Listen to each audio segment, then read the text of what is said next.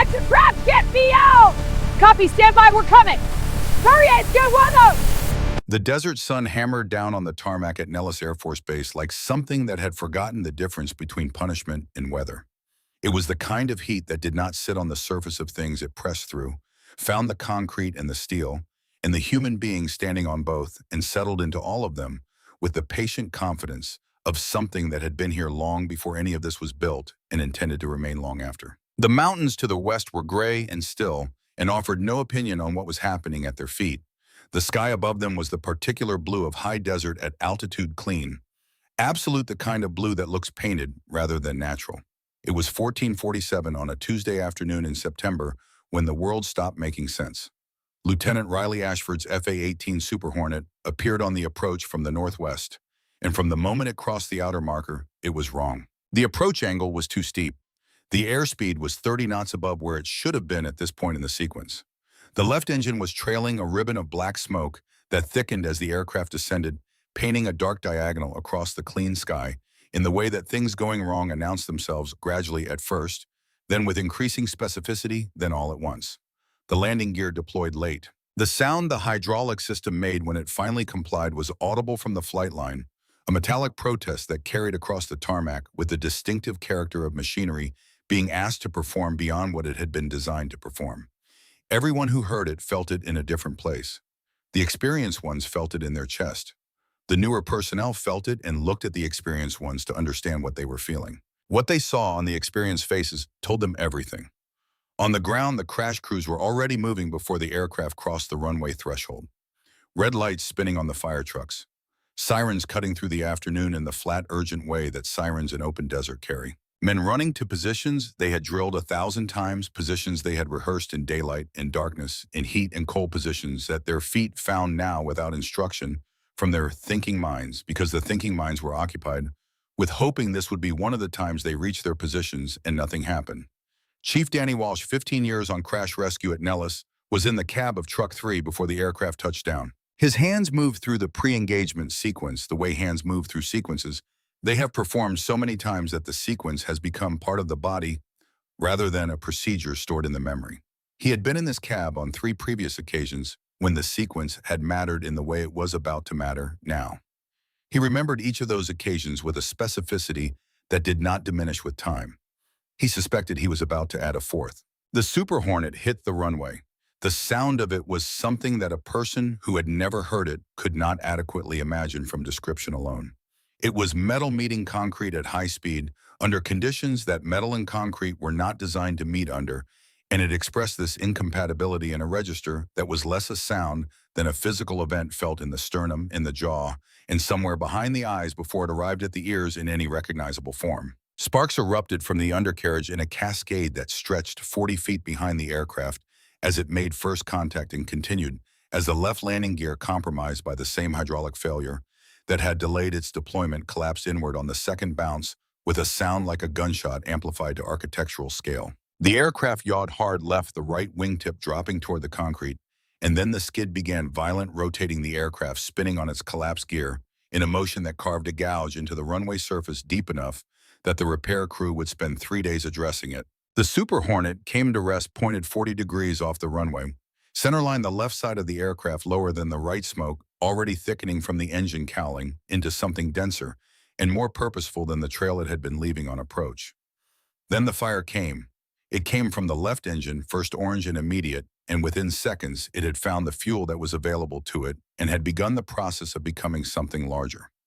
The crash crews closed in. Foam arced from the trucks and long white curtains. Men moved with the practiced efficiency of people who understood that each second was a unit of measurement in a calculation that only ran one direction. The front canopy blew. Lieutenant Commander Blake Ross, the pilot in the forward seat, ejected with the economy of motion that emergency training installs in people who have rehearsed it enough times that the body executes it before the conscious mind has fully engaged with the necessity. His seat rocketed upward and away from the burning aircraft. The parachute deployed with a crack that echoed flat across the tarmac. He came down 50 yards from the wreck, absorbed the landing with a roll that his knees registered, and his expression did not, and was on his feet and moving before the chute had fully settled. The rear canopy did not blow. Walsh saw this from Truck 3 as he brought the vehicle to its position on the left side of the aircraft. He saw the front seat empty, the parachute descending, and he saw the rear cockpit sealed, the canopy intact, and through the smoke-darkened transparency of it, he saw movement.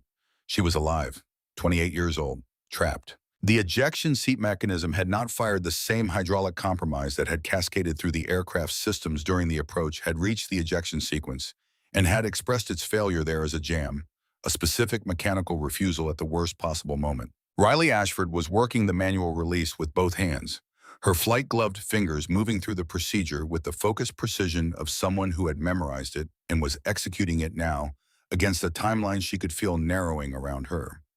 She was not screaming. Walsh registered this with the particular attention that experienced emergency responders give to details that tell them something essential about the person they are working to save. She was not panicking. She was working. The distinction mattered in ways that were both practical and profound. He grabbed the external release handle on the left side of the cockpit frame. Two more men joined him, their heat-resistant suits already beginning to smoke at the seams from the intensity of the fire building beneath the aircraft. The fuel situation was deteriorating. Walsh could feel it in the temperature of the air against the exposed skin of his face, the specific rising heat of a fire that has found its supply and is growing toward what it intends to become. 30 seconds, he thought, maybe less. He pulled on the release handle. The canopy began to move, not fully, not cleanly, the heat warping the frame in ways that were working against the mechanism. He pulled harder, felt the resistance, felt the men beside him adding their weight to the problem. 20 seconds. Through the smoke-darkened canopy, he could see her eyes.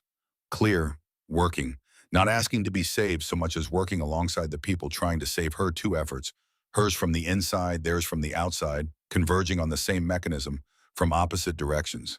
10 seconds. The canopy lifted, an inch, 2 inches.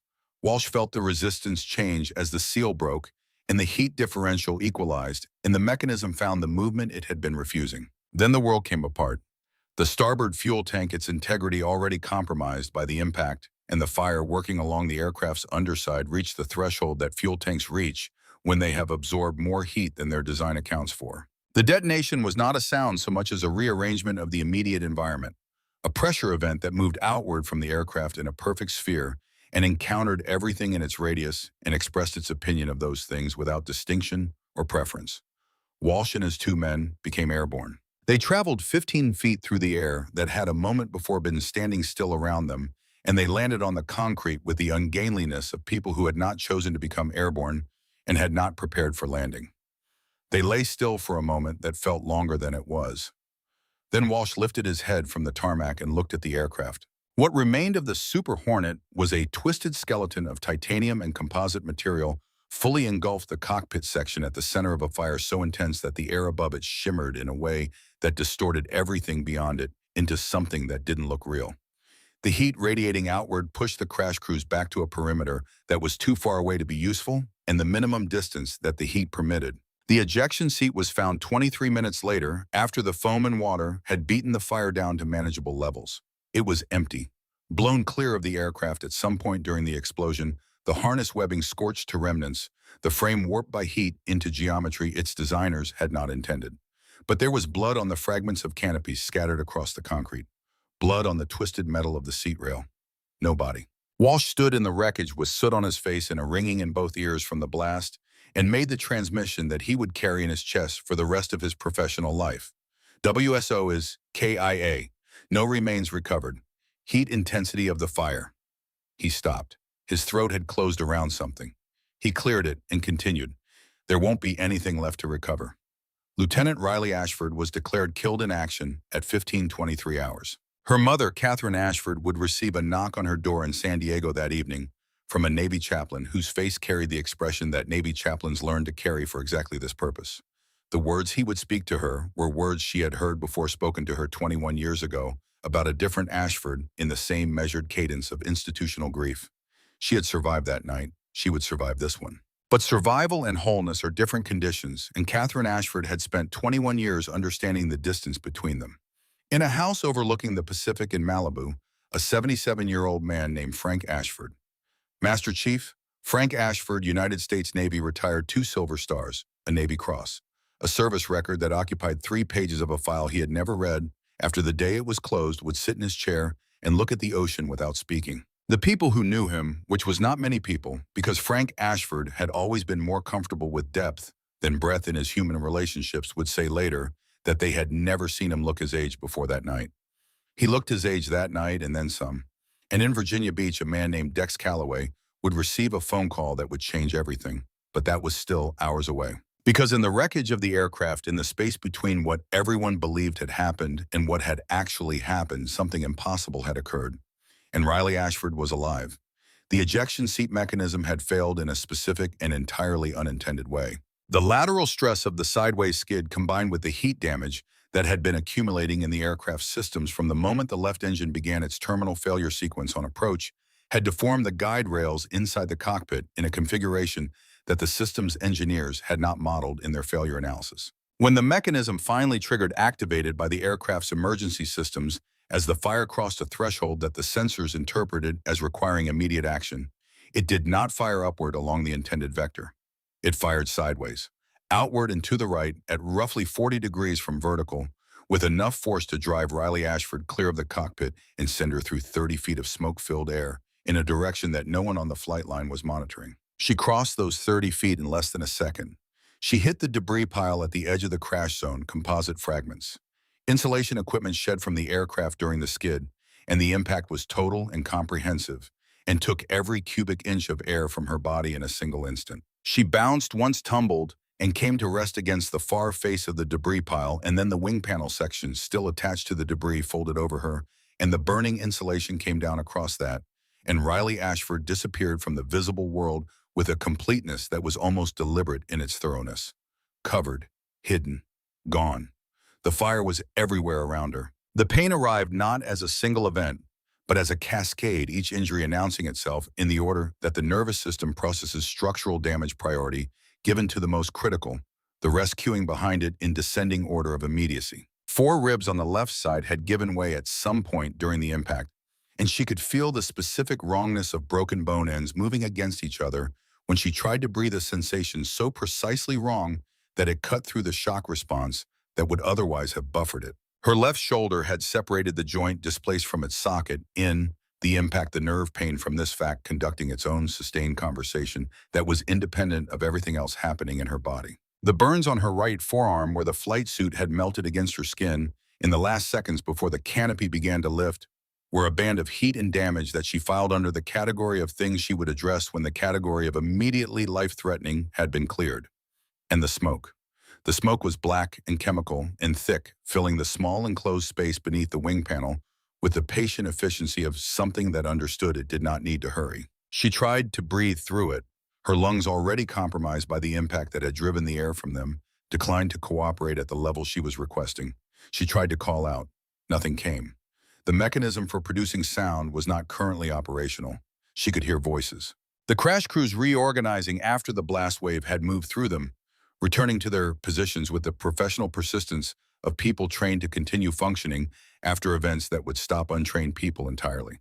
She could hear the roar of foam hitting hot metal.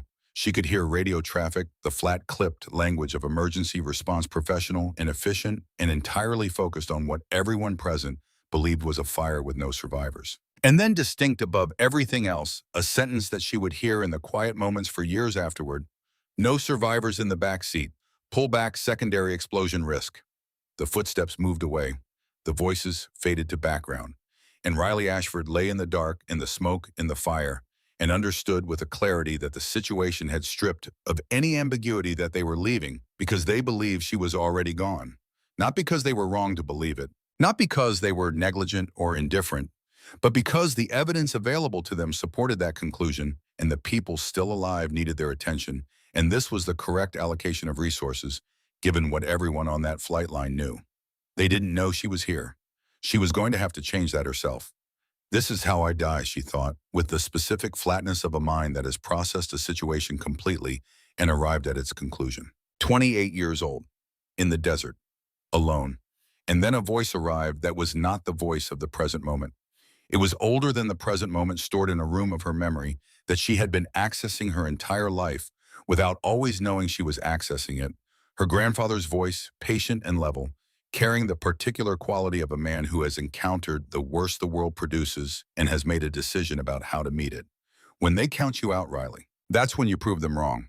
She moved her right hand. The movement was not large, an inch, perhaps slightly more. It felt like moving something that had been fixed in place by forces larger than the ones she could currently bring to bear against them. The burned skin of her forearm screamed at the contact with the hot surface beneath her. She had already taken the injury. There was no new damage to prevent. She filed the pain under information rather than instruction and focused on the task. Her fingers found the edge of the wing panel. The metal was hot enough to blister skin that was not already blistered, which was a distinction without meaningful difference in her current situation. She pushed. The panel shifted. Fractionally. She pushed again. More. The world collapsed to that action, that fraction of movement, that single breath taken in the interval between efforts. Push. Breathe through the ribs. Push again. The ribs were conducting a formal and specific protest against the program she was running, but protests were information, and she had already received this particular information, and it was not going to change the program. She pushed until the panel moved enough. She pulled her legs through the gap. She got them beneath her. She crawled. The distance between the debris pile and the clear ground beyond was approximately 20 feet. She covered it in a duration of time that she could not have accurately reported afterward, and that felt while she was in it like a considerable fraction of her total life. She crawled through foam residue and burned fuel and debris that had no concern for her passage through it, and each movement was its own negotiation with the accumulated inventory of what the aircraft had done to her body, and she made each negotiation and moved forward and then made the next one. The debris field ended. Clear ground began. Then scrubland, the dry, tough desert vegetation that occupied the northern edge of the Nellis perimeter where the maintained tarmac gave way to the natural desert that surrounded it. She pulled herself into the brush and lay still. The crash crews were fully occupied. No one was looking north. No one had any reason to look north because the WSO was declared KYA and the fire was the priority, and everything that mattered was on the south side of the debris field. No one saw the ghost crawl out of the inferno. No one saw her disappear into the desert. She lay in the scrubland for several minutes, breathing carefully, shallowly, managing the ribs by limiting the depth of each breath to what they would permit without producing the grinding sensation that deeper breathing brought. She conducted a rapid inventory. Right arm functional, burn manageable. Left arm shoulder displaced, the arm hanging at an angle that was wrong. In the way that displaced joints are wrong, the nerve pain from it constant and significant. Ribs 4, she estimated, though, confirmation would require imaging she did not currently have access to. Head, the specific quality of headache that indicated concussion.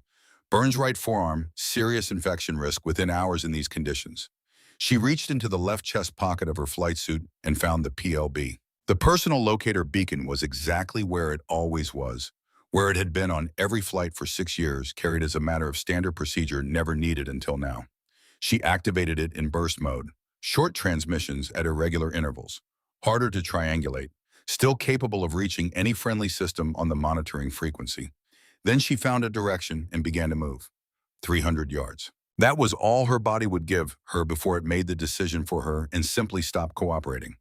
She found a depression in the rocky ground where a dry wash had cut a shallow channel, pulled herself into it, pulled brush over herself from the surrounding scrubland, and passed out.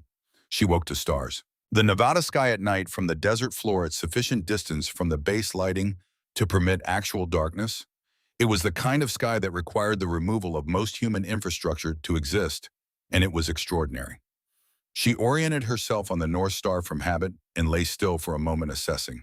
The temperature had dropped 30 degrees from the afternoon's hammer. She was cold in the specific way of a person whose flight suit was designed for cockpit conditions and not for desert exposure, which was a problem she would address. The shoulder was the most pressing structural issue. The ribs were a management problem. The burns were a timeline problem. The infection that was currently incipient would become critical within 24 to 48 hours without treatment. She activated her PLB and noted the time. Then she thought about the mission. She had been flying a reconnaissance pass over a section of desert 40 miles north of Nellis, a standard tasking logged and scheduled, nothing anomalous about it in the mission brief. She had flown the pass. She had taken photographs with the aircraft's imaging systems and transmitted them to base via the encrypted channel. She had reviewed the images before transmitting, as she always did, a habit from her first deployment, maintained since because it cost 2 minutes and had twice caught sensor artifacts that would have been reported as significant events. She had seen what the images contained, and 90 seconds after her transmission completed, she had received a recall order. Return to base immediately. Do not transmit further. 90 seconds. She thought about that interval. 90 seconds was not the response time of an institutional review process. It was the response time of a specific person who had been monitoring the incoming reconnaissance data, someone in real time who had been present at the reception point when her transmission arrived, who had seen what she had photographed and had understood immediately what it meant. 12 minutes after the recall order, her hydraulic system had failed. On a brand new aircraft with fewer than 200 flight hours, in a mode that the aircraft's own diagnostic systems flagged as outside all normal failure parameters. She reached into the breast pocket of her flight suit. The memory card was there, the small encrypted card onto which she had transferred a copy of the image files before takeoff, a practice she had started 2 years ago after a server failure cost a colleague an entire mission's worth of data. She had done it automatically that morning without knowing it would matter, without knowing that the images she was carrying would become the reason someone tried to kill her. She held the card in her palm. Then she closed her fist around it and lay back and looked at the stars and began to think carefully and systematically about what she was going to do next. Her grandfather's voice again, from a camping trip when she was 9 years old, crouched beside her in the dark while she tried and failed to start a fire. The desert will kill you 3 ways, little one. Heat, thirst, and giving up. You can beat the first 2 if you're smart enough. The third one is entirely your decision. She decided. She got up and went to work. The first priority was water. She had her survival kit, the full kit, not the abbreviated version that regulations technically permitted.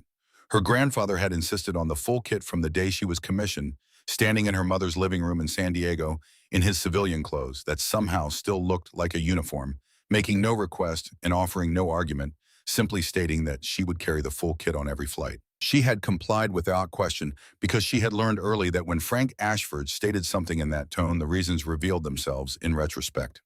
She found water in a seep at the base of a rock formation, 300 yards east of her initial position, water that tasted of minerals and old stone and was the finest thing she had consumed since the morning's coffee. She drank carefully, slowly, the amount her survival training specified, rather than the amount thirst was requesting, because the amount thirst requests in dehydration exceeds the amount the stomach can currently process, and the consequences of this mismatch were a problem she did not need to add to the existing inventory.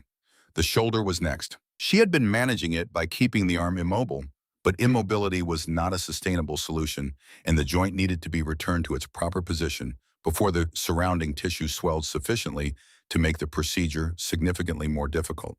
She found a section of rock face where the stone was vertical and solid and positioned herself against it with her left arm extended and her back against the surface. She breathed. 4 counts in. Hold. 8 counts out. The rhythm her grandfather had taught her when she was 8 years old on the first of the camping trips that she had understood in retrospect were not camping trips, but curriculum. Deliberate patient preparation for a life that Frank Ashford had understood would require certain capacities and had undertaken to install them in her before the life arrived. She pulled. The sound she produced in the moment the joint relocated was something below the register of screaming, more fundamental than that, less linguistic, the kind of sound that exists before language in the hierarchy of human expression. It left her and traveled across the desert and was absorbed by the dark and the distance and the silence of a landscape that had heard stranger things. The joint clicked into position. She sat against the rock for a long time afterward. Not resting was not currently a permitted activity. Processing, filing, continuing. She treated the burns with the antibiotic ointment from the survival kit. She improvised a compression wrap for the ribs from strips torn from the inner lining of her flight suit. She found a small cave system in the rocky elevation half a mile from the crash site and moved into it, pulling brush across the entrance in a pattern that would read as natural vegetation rather than deliberate concealment to anyone passing without specific reason to look more carefully. Then she allowed herself 4 hours of unconsciousness.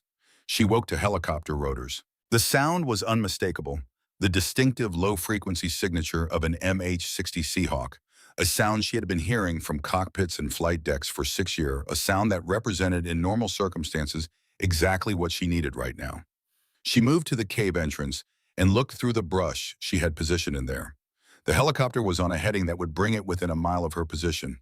She watched it come. She monitored its movement against the terrain, the angles, the logic of a search pattern.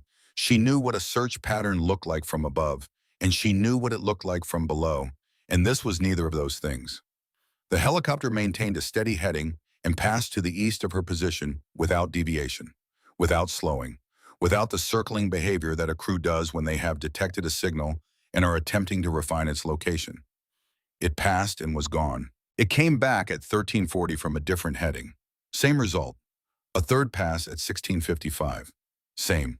3 passes. No deviation. No attempt to locate the signal her PLB was transmitting. Riley lay in the cave and thought about this with the careful, deliberate, analytical attention that had always been the way her training worked under pressure, not faster exactly, but more precise. Each step of the reasoning checked against the others. The conclusions held until they had been confirmed from multiple angles. The search and rescue crews were not finding her because someone had arranged for them not to find her. The same person who had issued the recall order 90 seconds after her transmission. The same person who had arranged the hydraulic failure. That person had sufficient operational authority within the base structure to redirect search and rescue operations away from the area where her PLB signal was originating. The architecture of what had been done to her was becoming clear. She had photographed something. The person responsible for what she had photographed had seen her transmission in real time, had recalled her had arranged a mechanical failure designed to kill her and look like an accident, and when she had survived the accident, impossibly, improbably, through a failure mode no one had designed for that person, had arranged for the follow-on search to fail. She was supposed to be dead. She had failed to be dead. She was now the primary outstanding problem in someone's operational security equation, and that person had resources and authority and the will to use both. She reached into her breast pocket and held the memory card. Whatever was on this card, it was worth killing for. The question was whether it was worth dying for, and she had already answered that question by crawling out from under a burning wing panel, so the question was actually settled. She switched her PLB to continuous transmission. If someone wanted to find her, she was going to make it as easy as possible. She was betting on the existence of a receiver not controlled by whoever had tried to kill her, a bet that required faith in the size and complexity of the military's monitoring infrastructure, and in the statistical likelihood that not every node in that infrastructure had been compromised. It was not a comfortable bet. It was the only one available. The second night was harder than the first. The fever arrived in the early hours not dramatically, but with the quiet certainty of a biological process that has crossed a threshold and is now following its own logic. Infection predictably in the burns on her forearm, where the environment had access to damaged tissue. She took her temperature with the kit thermometer, 39.4, not immediately critical, moving in a direction that would become critical if the underlying cause was not addressed, which she could not address, which meant the number would continue to move. She managed it the way she managed everything, by doing what was available to do. More antibiotic ointment on the burns, maximum hydration, the breathing exercises that reduced her metabolic rate and therefore the rate at which the fever fed itself. She had been taught to treat the problem in front of her, and the problem in front of her was an infection, and she treated it with the tools she had, which were not adequate to the infection, but were better than nothing. She lay in the cave and thought about her father. Captain Sean Ashford had died when she was 6 years old. She had been told he died in Afghanistan, that he died doing important work, that he died the way he would have wanted to die, which was a thing adults said to children, when the truth was that nobody wanted to die, but the death had happened and meaning needed to be imposed on it, and this was the meaning that was available. She had understood very young that the precise circumstances of his death were not fully known to her family, that there were aspects of what had happened that remained officially obscure, and she had accepted this the way military families accept the obscurities that are native to that life. She had joined the Navy because of him. She had chosen aviation because she understood at 5 feet 4 inches and 118 pounds that certain physical realities were not going to yield to determination regardless of its quality, and so she had found the path available to her, and she had walked it. Her grandfather had taught her to shoot when she was 12, to read terrain when she was 9, to navigate by stars when she was 10, to manage pain and cold and heat and thirst, the practical curriculum of a man who understood that the world would make demands on her and intended to ensure she could meet them. She had never fully understood until this week that the curriculum was specific preparation rather than general philosophy. The third day brought the fever to 41 degrees. At 41, the world began to move in ways that were not entirely grounded in what was actually happening. The cave walls did things that cave walls did not do when her temperature was normal. Time became unreliable. She drifted between states of consciousness that she could not always distinguish from each other in the moment, though the transitions between them had a quality that let her know retroactively that she had been somewhere else. In the lucid intervals, she heard two more helicopter passes. Neither deviated. In the intervals between lucids, she thought about the photographs. She had seen them before transmitting. She had seen the compound and the vehicles and the crates with their military markings, and she had seen the two men standing in the compound yard with the relaxed posture of people who believed themselves completely unobserved. One in Air Force utilities, the rank insignia clear at the resolution her imaging system produced, and one in civilian clothing that communicated money in the specific way that certain fabrics and certain tailoring communicated. She had not been close enough or fast enough to read the name tape on the uniform. But the uniform was Air Force, and the compound was 40 miles north of Nellis. And whatever the two men had been conducting in that compound with those crates of military-marked equipment, it was worth killing a naval aviator to prevent her from reporting it. She pressed the memory card between her fingers in the dark and focused on the sound of her own breathing. Shallow managed each breath a conscious act, and she held on. She did not give up. That was the only variable she controlled, and she controlled it completely. 3,000 miles to the east at approximately the same hour that Riley Ashford was conducting her third conversation with the memory card in the dark of a Nevada cave, Commander Dex Calloway was cleaning his Sig Sauer P-226 at the kitchen table of his Virginia Beach apartment. He was 59 years old. He had spent 36 of those years in the teams, had operated in more countries than he could list without consulting. Notes had made decisions under circumstances that the vast majority of human beings would never encounter, and had survived outcomes that many of the men beside him had not. He carried all of this the way well-used equipment carries its service history visibly in the architecture of his face and the economy of his movements, and the specific quality of his stillness, but without diminishment. The years had not reduced him. They had concentrated him, refined him, clarified the essential from the incidental. The table was covered with cleaning patches and the good smell of gun oil in the quiet of a Tuesday evening, and he was 30 days from retirement, actual retirement, the kind with a date attached and a ceremony scheduled, and a future that contained for the first time in 36 years the genuine possibility of stillness. His phone rang. Unknown number. The kind of number that in the civilian world was almost certainly spam, and in the world Dex had inhabited for 36 years was something else entirely. He answered. Calloway. Commander, this is Captain Alan Briggs, JSOC Operations Center. We have a situation. Dex set down the cleaning rod with the slow deliberateness of a man who has just received information that requires him to change the quality of his attention. JSOC called about missions. The word situation was a frame around something specific. I'm listening. We're picking up a PLB signal, personal locator beacon emergency frequency. The signal has been transmitting continuously for the past 8 hours. Location is Nellis Air Force Base area, rocky terrain north of the installation perimeter, approximately 6 miles from the runway complex. A pause. The kind of pause that existed to allow the next information to arrive with appropriate weight. The beacon is registered to a naval aviator who was declared killed in action approximately 60 hours ago. Dex's hand, which had been moving toward the cleaning rod again, from habit stopped. Declared KIA 60 hours ago, but the beacon is transmitting now. Continuously. For the past 8 hours. Name. There was a pause on the line. Not long, but specific in its quality. The pause of someone who knows that the name they are about to say is going to land differently than a name normally lands. Lieutenant Riley Ashford, Weapons Systems Officer F/A-18 Super Hornet. She went down at Nellis in a crash landing 2.5 days ago. The crash crews declared her killed in the post-crash fire. No remains were recovered due to the intensity of the burn. Dex sat very still. Outside his window, the Atlantic was moving toward its evening color.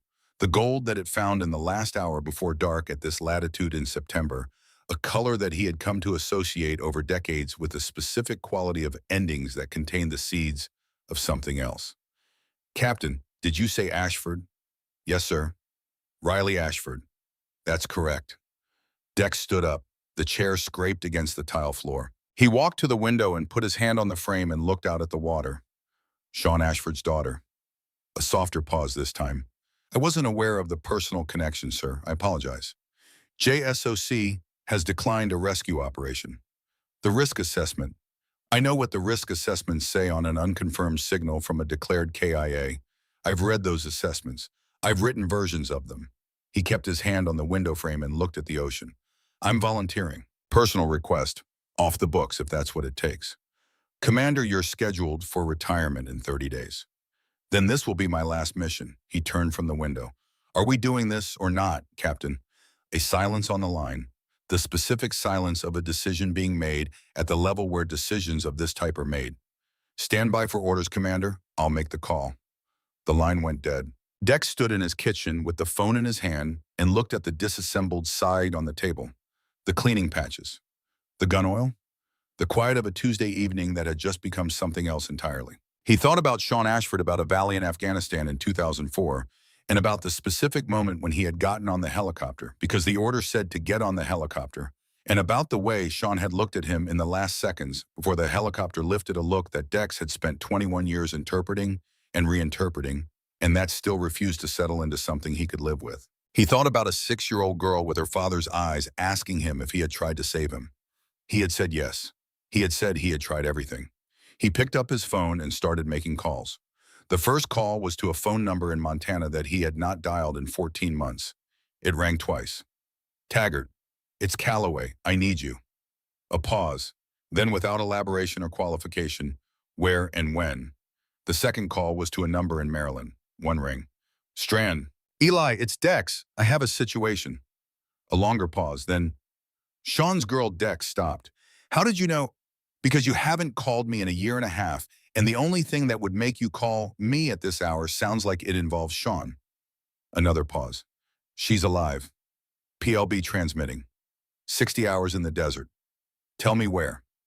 The third call was to a number in Virginia 20 minutes from where he was standing. It answered immediately, as it always did, because the man who owned it kept his phone within arm's reach at all hours as a habit, so deeply installed it had become indistinguishable from instinct. Drummond, Wes, I need your brain and your equipment tonight. Already packing, Drummond said. I've been watching the Nellis PLB traffic for the past 3 hours. I wondered when you'd call. The fourth call was to Texas. 4 rings, the only one who didn't answer immediately, because Grayson Pruitt was the only one who had genuinely tried to live a different life in the years since, and trying required some maintenance of the distance between who he had been and who he was becoming. He answered on the 5th ring. Reeves. Gray, it's Dex. A very long silence. Sean's daughter. She's alive. She's been alone in the Nevada desert for 60 hours with injuries from the crash. Someone at Nellis is making sure search and rescue doesn't find her, and I don't know how far up the authority chain that someone sits. The silence on the line contained something being decided, something that had been sitting for several years in a space between the life Grayson Pruitt was building and the life he had lived, and that was now resolving. I'll be at your location in 4 hours, Pruitt said. They assembled at 3 in the morning in the back of a storage facility outside Virginia Beach, whose address was known to a diminishing and specific number of people. They arrived separately. They carried gear that reflected 36 years of accumulated understanding about what was necessary and what was theater. Dex looked at them across the table. Chief Boone Taggart, 53, 6 feet 4, 30 years in the teams, a service record in precision, shooting that was classified at a level that precluded casual discussion. He had served with Sean Ashford in Iraq. He had been at the funeral. He had not spoken at the funeral because the words that were available to him were not the words the occasion deserved, and he had not been willing to use lesser ones. Corpman Eli Strand, 49, compact and still in the way of men who have learned that stillness conserves what spending wastes, 25 years keeping special operations personnel alive in conditions designed to prevent that outcome. He had been Sean's closest friend. He had been the one to close Sean's eyes. Wes Drummond, 46, thin, with the permanent slight squint of someone whose primary environment was screens and dark rooms, the finest signals intelligence analyst Dex had ever worked with. He had intercepted the communications that sent Sean's team into the valley where Sean died. An analytical error. He had identified it 40 minutes after the window for correction had closed. He had not slept well since. Grayson Pruitt, 51, sitting in the far corner, with the absolute stillness that was his baseline state, explosives and close quarters combat, and a versatility built by 2 decades of doing whatever the mission required. He had trained Sean Ashford. He had recommended him for advancement 4 times and been right each time. He had spoken at the funeral about duty and sacrifice, and the words had been true and had been insufficient. Riley Ashford is alive, Dex said. 3 days in the Nevada desert, injured, alone. No one is officially coming for her. He put a photograph on the table, Riley in her flight suit, young and serious, her father's eyes exactly. This is Sean's daughter. Taggart's jaw tightened. Strand looked at his hands. Drummond closed his eyes briefly and opened them. Pruitt did not move, but something in the set of his face shifted in the way that large things shift when they have found the position they were always going to occupy. JASOC has declined the operation, Dex continued. Risk assessment shows low probability of success, minimal support available, no air cover guarantee. I'm going anyway. This is not an order. Anyone who wants to leave, leave now. No questions, no judgment. No one moved. Taggart spoke first. His voice was the voice of Nevada rock in the category of things that required voice. Sean took 3 rounds in Fallujah that were heading for me. I've been carrying that debt for 19 years. I'm in. Strand. He was my closest friend. I'm in. Drummond. I sent his team into that valley. I'm in. Pruitt. I trained him. I told him he could be the best. He believed me. A pause. I'm in. Dex looked at each of them for a moment. Old men, broken men in the ways that men who have done what they had done are broken not structurally, not fundamentally, but in the specific places where the work had pressed hardest and left its marks. Men who had grandchildren and retirement accounts and lives that had been rebuilt carefully and imperfectly in the available space. Men who remembered what it meant to keep a promise. Wheels up in 4 hours, Dex said. Gear check in 2. We insert at 0200 local time, 6 miles from the signal. We move fast, we move quiet, and we bring her home. Taggart asked the question that occupied the room like a fifth presence. And if she's already gone when we get there, Dex's voice was flat and final, then we bring her home anyway. He looked at each of them. Nobody gets left behind this time. The MH-60 Seahawk lifted from a private airfield outside Virginia Beach at 0210 hours, flying dark 50 feet above the terrain, its rotors the only announcement of its passage, and that announcement designed to be as brief as possible. Inside the aircraft, 5 men sat with their equipment and their reasons in the specific interior silence that precedes operations of consequence. Dex ran through his gear in the focused way that 36 years had made automatic. M4A. A1 carbine with suppressor, SIG P226, night vision. Medical kit larger than standard at Eli's insistence, and Eli's instincts in this area had a better record than any other basis for the decision. Water. More water than his back wanted to carry, in exactly the amount that the situation required. In his left breast pocket, the photograph. 2 young men in desert camouflage with their arms around each other's shoulders grinning at a camera in Afghanistan in 2004, believing themselves to be the kind of people to whom the worst things do not happen. The photograph was folded soft at its creases from 21 years of being carried. Drummond spoke into the team comms barely above a breath. PLB signal is strong and consistent. She's at the position we mapped. She's alive. Pruitt from his position at the rear of the bay. Or someone wants us to think she is. We go anyway, Dex said. The helicopter banked slightly to correct its heading, and through the open door, the Nevada desert was dark and immense and patient, the stars above it undimmed by the absence of human light, the same stars under which Riley Ashford had been orienting herself for 3 nights, with a displaced shoulder and broken ribs and a fever that was climbing past the point where climbing needed to stop. She was there. She was alive. She had refused repeatedly and completely to be otherwise. The crew chief signaled 2 minutes. Dex grabbed the fast rope and looked back at his team.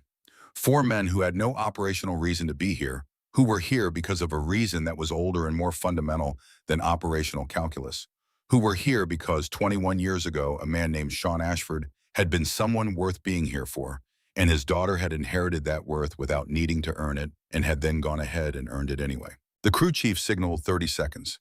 5 old soldiers lined up in the dark of the helicopter bay. The signal came, and they dropped into the Nevada night like smoke, like memory, like a promise 21 years overdue, arriving exactly when it was needed. The desert at 2 in the morning held a cold that was its own kind of serious. Not the aggressive cold of northern winters, not the wet cold of coastal nights. This was the dry, penetrating cold of high desert at elevation, the kind that found the joints first and worked inward from there, settling into old injuries and older bones with the patient thoroughness of something that understood it had time. 3 degrees Celsius. The rocky ground held none of the afternoon's heat, having surrendered it back to the sky in the efficient, indifferent way of stone that has been doing this for 10,000 years and has developed no emotional relationship with the process. The 5 men moved through it without speaking. Dex set the pace from the moment their boots found the ground, measured sustainable fast enough to close the 6 miles before Riley's condition moved past what Eli could manage in the field, controlled enough to avoid the noise that urgency produces in people moving through rocky terrain at night. They settled into the diamond formation without discussion, the geometry of it installed by years of shared work into reflex rather than thought. Taggart on point 30 meters ahead, his Mark 13 carried across his chest with the ease of something that was part of him rather than equipment he was operating. Pruitt covering the rear. Drummond in the center with the PLB signal displayed on the device strapped to his forearm, a small green dot against a topographic overlay that shifted with each step they took toward it. Strand moved on Dex's left and did not speak and did not need to. He had been doing his inventory since the helicopter IV line's broad-spectrum antibiotics in 2 formulations. Because sepsis had opinions about single-agent treatment, morphine measured, and ready thermal regulation materials, the full catalog of what a body that had spent 72 hours alone in the desert with serious injuries was likely to need from someone qualified to provide it. He had treated Sean Ashford's body when they finally recovered it from the valley in Afghanistan. He had closed Sean's eyes and noted the expression on his face, which was not an expression of fear or surprise or pain, but something more settled than any of those things, the expression of a man who had been moving towards something important and had been stopped before he reached it, but had not been stopped from trying. He was not going to close Riley Ashford's eyes tonight. That was the only version of tonight he was constructing. 1 kilometer and Taggart raised a closed fist. Freeze. Everyone stopped. No sound except the desert. The small sounds of wind across rock and the distant settling of cooling stone and the breathing of 5 men who had learned to make their breathing inaudible in circumstances that required it. Dex raised his night vision and scanned the terrain to the northeast. 6 men, 400 meters out, moving south on a heading that would take them past the team's position at approximately 200 meters. Moving in a spread formation with the informal readiness of people looking for something specific rather than executing a security protocol. Dark civilian clothing, no unit identification visible. Weapons carried at the low ready. Not base security, not military police, not search and rescue. These were people who worked for money rather than obligation. And the money they were currently earning was connected to ensuring that what was in the Nevada desert north of Nellis remained in the Nevada desert north of Nellis. Dex held the closed fist. 60 seconds, 90. The 6 men moved through their heading and passed to the northeast and were absorbed by the darkness in the distance. Taggart looked back, question in the gesture. Dex signaled forward. They moved. 3 kilometers into the terrain changed character. The relatively flat desert floor surrendered to the rocky elevation that the topographic data had shown boulders large enough to navigate around rather than over dry wash channels that cut unpredictably across the route loose scree that shifted underfoot and made the kind of noise that traveled in cold air to distances that made it worth managing. The team adjusted without breaking pace. Each man found the line through the obstacles that balanced forward movement against sound discipline, the calculation made and remade with each step in the way that long practice makes automatic.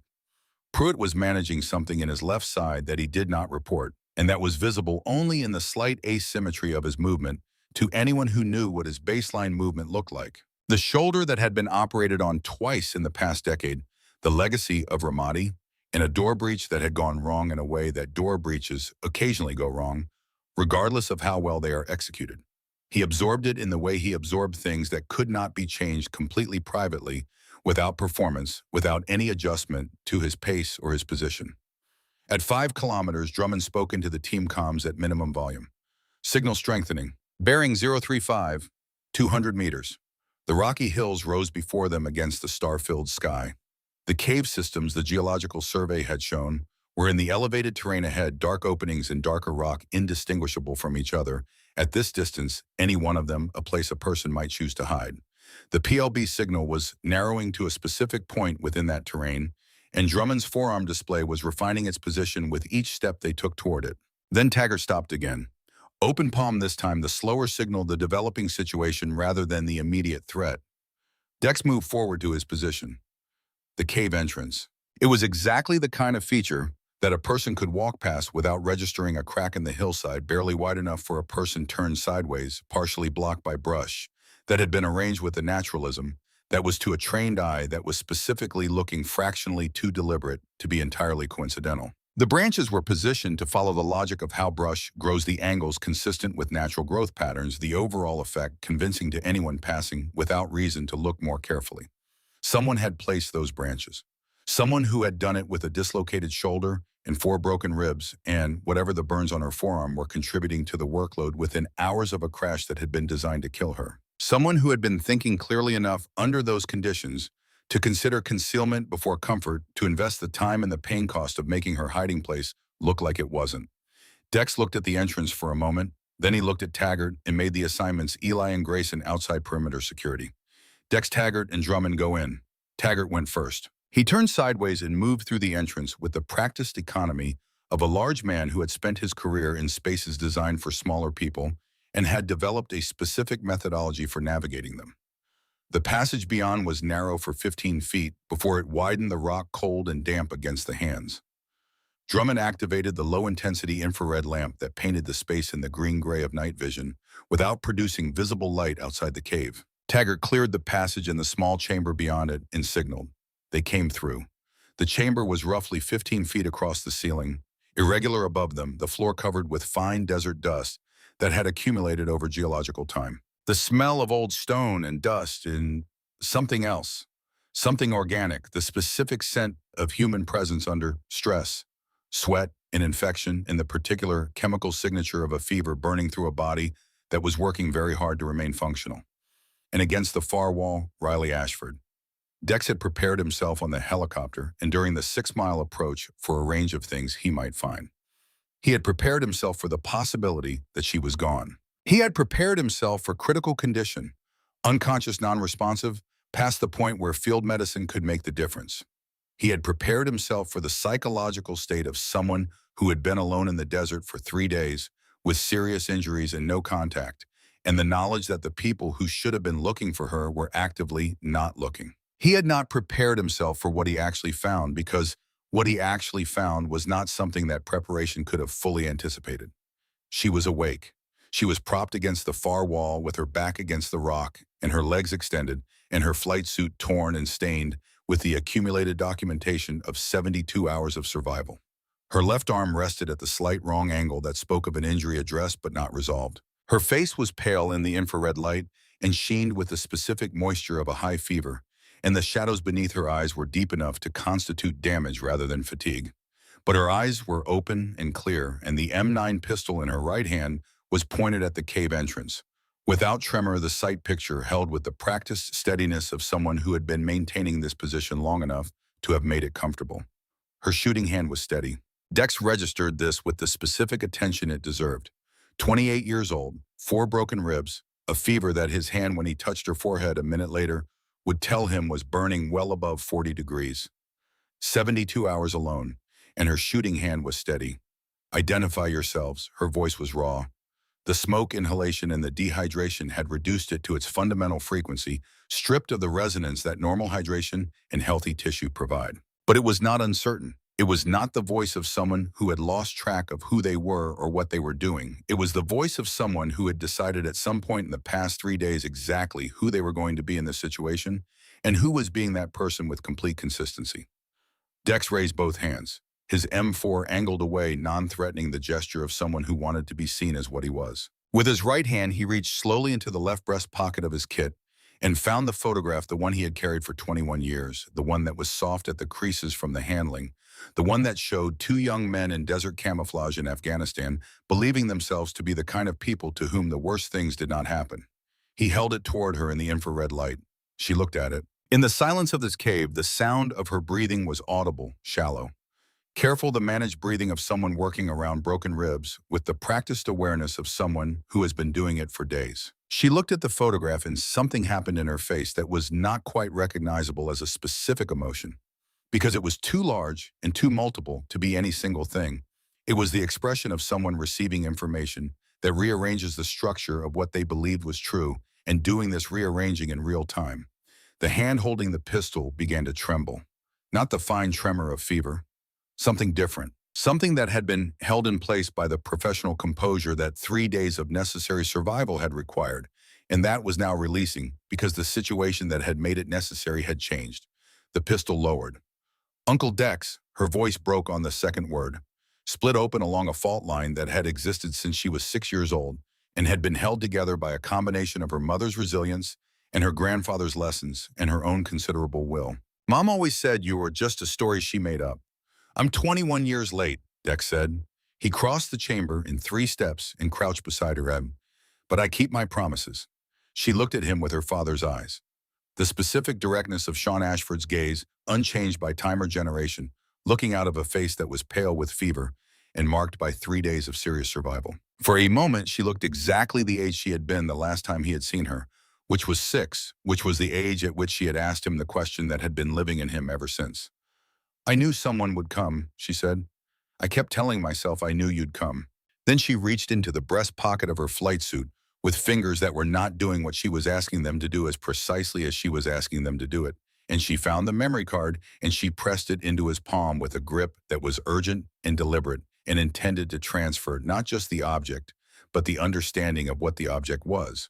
The crash wasn't an accident. Her voice was dropping now, the fever pulling at it from below the resources that had been sustaining consciousness beginning to redirect toward more fundamental requirements. "Colonel Hale, Douglas Hale, Air Force Nellis Director of Operations.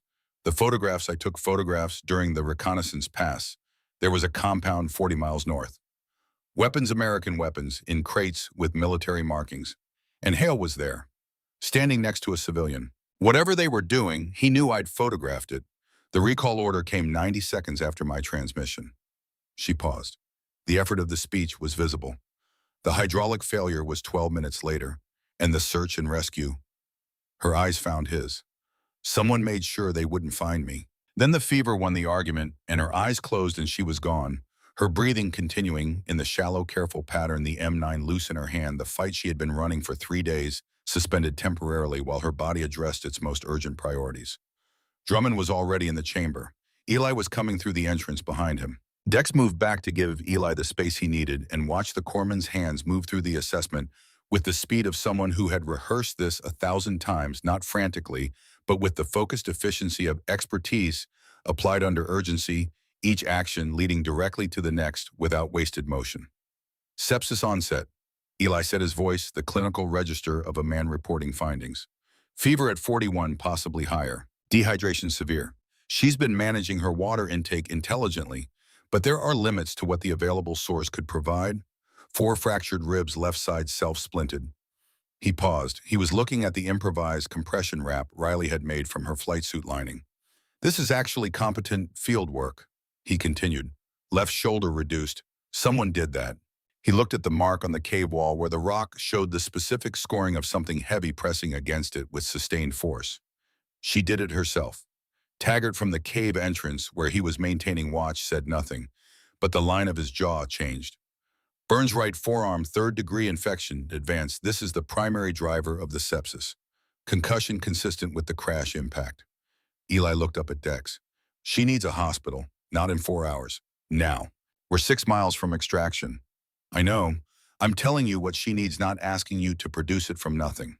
He was already starting the IV line, finding the vein that the dehydration had collapsed to near invisibility, the needle placement precise and immediate. "She made it 72 hours alone. She can make 6 miles if we carry her correctly and move at a pace the situation requires." He looked at Dex. "Move fast." Drummond had moved to the cave entrance to get adequate signal for his equipment.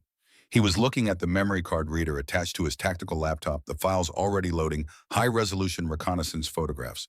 Timestamp, showing the day of Riley's mission. Metadata intact.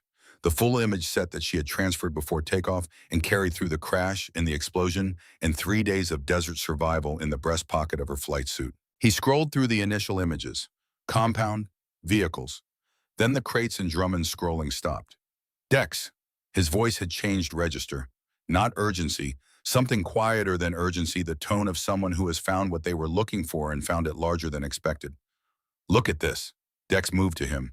The image on the screen was high resolution and unambiguous. American military weapons crates, their inventory markings clear at the imaging system's resolution, stacked in the yard of a desert compound that had no legitimate operational reason to contain them.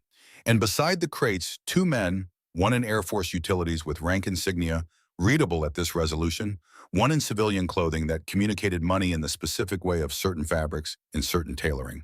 "Colonel Douglas Hale," Drummond said, indicating the uniform. He moved his finger to the civilian. "Victor Sorrell, Serbian national, private arms broker operating for approximately 20 years. On the CIA's priority watch list, suspected of supplying weapons to non-state actors across 3 continents, never prosecuted, because his operational security has historically been exceptional." He looked at Dex. Until now. Dex looked at the image, at the easy business-like posture of the two men in the compound yard, at the crates bearing the markings of the United States military, at the 40 miles of Nevada desert between this compound and the base from which the weapons had almost certainly originated. How long, he said. Drummond had been building this since the moment Dex had said Hale's name. The parallel processing that was native to how his mind worked had been running financial traces and operational correlations in the background since the helicopter and what it had assembled in that time was already significant. 15 years minimum, Drummond said, probably longer. Every theater where American weapons have turned up in unauthorized locations over the past decade and a half, Afghanistan, Iraq, Syria, smaller operations across the region, Hale was in the operational coordinator role for the source theater in every case. He scrolled to a financial overlay he had been building from intercepts. Offshore accounts, shell corporations, money moving through channels designed to be opaque. The total, based on what I can trace right now, is north of $50 million. Taggart had left his position at the entrance and was standing behind Drummond, reading the screen over his shoulder. His face held the expression that it held when he was processing something that was going to require physical response, and he was managing the timeline. There's more, Drummond said. He had been building to this. He had known it was there since the financial traces had begun to reveal their structure, and he had been moving toward it the way you move towards something that needs to be said because it is true and because the people you are standing with need to know it. The file Riley assembled, she didn't just photograph the meeting. She'd been collecting anomalies for weeks. There's a secondary file on this card. He opened it, a list, names, ranks, account numbers, transactions. 11 other individuals, Joe Drummond said, taking money from Hale's network, officers in positions that explain why the system has been unable to self-correct. The person who receives MCCIS reports and determines their priority. The person who assigns investigation resources at the Inspector General's office. 2 people at the Defense Intelligence Agency who decide which signals are worth acting on. He paused. Riley figured this out before the mission. She knew she was flying into something dangerous. She prepared this in case she didn't come back. The cave was very quiet. Dex looked at the secondary file, at the names and ranks, at the architecture of something that had been built specifically to defeat the mechanisms that were supposed to detect it, each piece placed with the understanding of how the institutional system worked and where its vulnerabilities lived. 15 years of this, $50 million. And at every point where exposure should have been possible, a person who had been paid to ensure that exposure did not occur. And then Drummond said the thing that had been building beneath everything else he had said. The ambushes. His voice was quiet and specific. The ones where our people walked into positions that should not have been known. The ones where the intelligence failures were too precise to be explained by the fog of war. He looked at Dex. Hale was selling position data, movement schedules, the operational parameters of special operations units in theater. He paused. Some of those ambushes weren't intelligence failures. They were transactions. The silence that followed was not empty. It was full of something that did not have a clean name, grief and rage at such proximity that they had merged into something that required a different word, a word that most languages do not contain, because most languages are built by people who do not routinely encounter this specific combination. Taggart turned away from the screen and walked to the cave entrance and stood looking out at the desert and the stars. His hands were at his sides. He did not make fists. He simply stood there and let the information settle into the structure of what he knew and what it meant, the way very large things settle when there is no choice but to let them. Dex thought about Sean Ashford, about an anomaly in a weapons manifest that Sean had noticed and had been going to report, about the air support that had struck the wrong coordinates in a valley in Afghanistan in 2004. He had spent 21 years carrying the weight of that outcome as his own failure, as the failure of a man who had followed orders when instinct said to stay, who had made the institutional choice when the human choice was still available. He had built a structure of guilt around that interpretation and had lived inside it. The structure was wrong. Sean had not died because Dex had followed orders. Sean had died because Douglas Hale had needed him dead, had used the legitimate mechanisms of the military system to produce that outcome with the precision of a man who understood those mechanisms completely, and Dex's compliance with the extract order had been genuine and had been used. He had been an instrument of what had happened without knowing it. The guilt he had been carrying was real, but its address was wrong. It belonged to Hale, not to Dex, had always belonged to Hale, and the 21 years that Dex had spent directing it inward had been 21 years spent in the wrong room. He looked at the memory card in his palm. "We need to get her to a hospital," he said, "and then we need to end this." They rigged the litter from their ponchos, and Taggart's tactical webbing functional solid not elegant, which was the only specification the situation required. Eli configured the IV line with the extension that would allow him to monitor it during movement. Taggart and Pruitt took the front, Dex and Strand took the rear. Drummond moved slightly ahead, monitoring the PLB signal for secondary confirmation of position, monitoring the radio frequencies for the coordinated search traffic he had been tracking since insertion. They lifted Riley Ashford off the cave floor and turned toward the exit. Outside, the Nevada desert received them with its customary indifference, cold and dark and vast and patient. 6 miles of rocky terrain between the cave and the extraction point, between Riley and the hospital she needed, between the beginning of what she had started and whatever it would become. They began. The carry was its own category of hard. Dex had made the calculation on the helicopter, and it had been an honest calculation. 6 miles was manageable.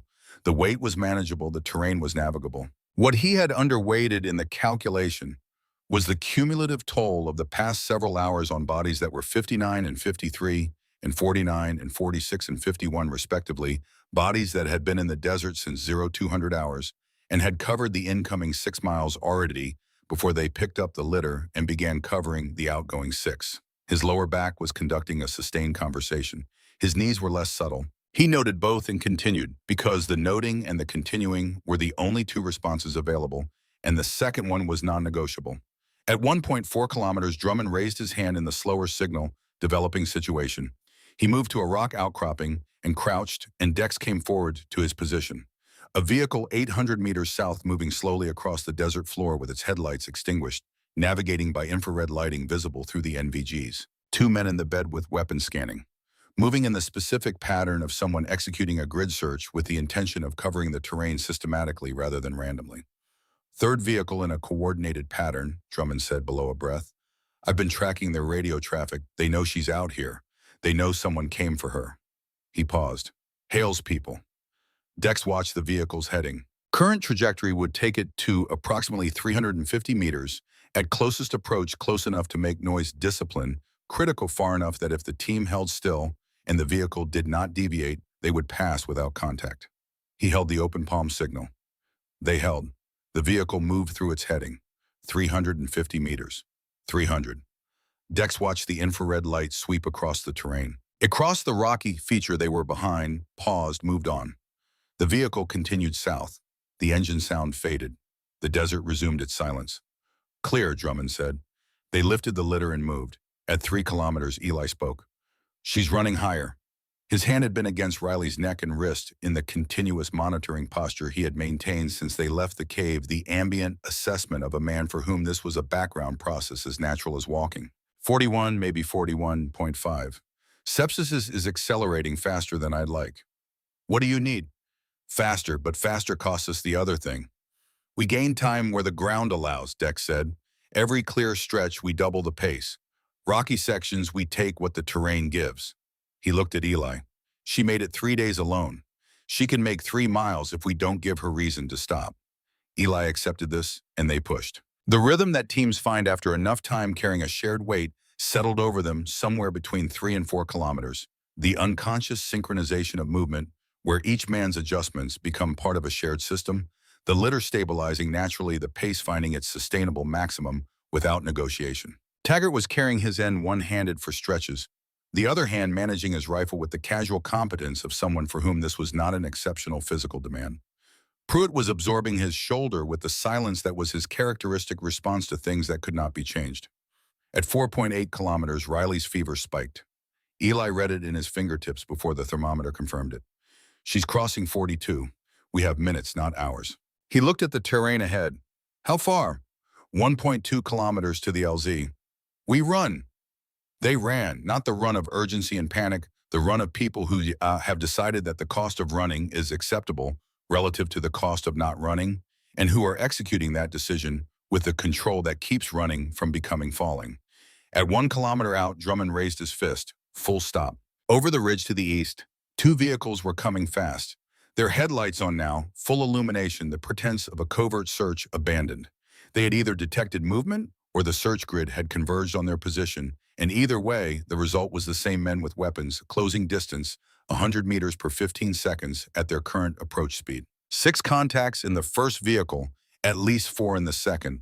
Drummond reported his NVGs on the approaching headlights. Armed, moving with intent. Dex made the assessment in the time it took to make it. 1.2 kilometers to the LZ. Riley running out of time. 2 vehicles of armed contractors converging. Taggart was already moving the Mark 13 coming up his body, finding the prone position behind a rocky feature with the fluid ease of something so deeply practiced it had become structural. He looked through the scope. The thermal imaging painted the approaching vehicles in white against the cold desert background. 2 vehicles, 2 drivers. Kill the vehicles, we stop the approach. His voice was the functional tone of a man describing a mechanical problem. Range is 800 and closing. Engines only if you can manage it, Dex said. I can manage it. The Mark 13 spoke once.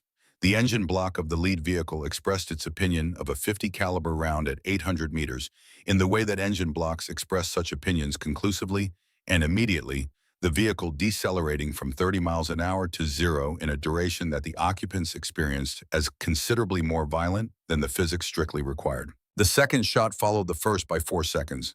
The second vehicle's engine reached the same conclusion. Both vehicles stopped. Men began dismounting, angry, unarmed, and on foot now and covering ground faster than the vehicles had been. LZ in 1 kilometer, Dex said. Move. They moved. Litter up pace at the maximum the terrain permitted. Taggart coming off his position and rejoining the formation, his work with the long rifle complete for the moment. Drummond was on the radio. Nightbird, Nightbird. This is Tombstone. We have disabled, hostile vehicles. Contacts on foot, pursuing packages critical and deteriorating. We need that bird at the LZ in 8 minutes. How copy? Static. Then, Tombstone, Nightbird. Copy your situation. Multiple contacts in the area airspace is active. We are inbound. ET. 9 minutes. Pop smoke at LZ. 9 minutes. At 500 meters from the LZ, the pursuing contractors closed to effective weapons range and expressed their displeasure with this development in the most direct available manner. Rounds snapped past, the specific sound of rounds moving through air at velocity, the sound that divides people who have heard it before from people who have not by the degree to which it requires conscious management. Defensive, Dex said. Protect the litter. Taggart went to a knee and began working through the pursuers with the systematic calm of a man who was doing something he had done many times and that held no surprise for him. Each round from the Mark 13 was a decision made and executed, not spray and hope, but specific, deliberate, the arithmetic of precision under fire. He dropped 2 men in the first 30 seconds, wounded a third who had been working to flank left. The others went to cover. Dex and Drummond covered the approach from the south, controlled bursts, making the available ammunition serve the purpose of keeping heads down rather than the purpose of creating kills. Because keeping heads down was the requirement, and kills were an expensive way to achieve it when the primary goal was distance. Pruitt, working from the right flank with the arm that was reporting an ongoing situation in his shoulder, had positioned himself with the litter behind a rock feature that provided the best available cover and was managing the right approach with the economy of fire that conserved what the situation would not allow him to replenish. Eli had not fired a shot. Eli was managing Riley's IV line and monitoring her vitals, and doing the thing that he had decided at some point on the incoming march was his contribution to this particular firefight, keeping Riley Ashford alive, while the other 4 kept the people who wanted her dead at a distance sufficient to allow this. He was not wrong about the allocation. 7 minutes, Drummond called from his position, the information delivered between trigger pulls in the flat tone of a man multitasking at a level that most people would find incompatible with any of the individual tasks. Then Pruitt said, I'm hit. He said it without drama. The flat declarative of a man reporting a factual development in the same tone he would use to report a change in wind direction. Dex turned. Pruitt was still in position, still covering the right flank, but his right hand had left his weapon and pressed against his lower left abdomen, and the dark stain spreading between his fingers was moving at a rate that communicated several things about its severity simultaneously. Eli, Dex said, I see it.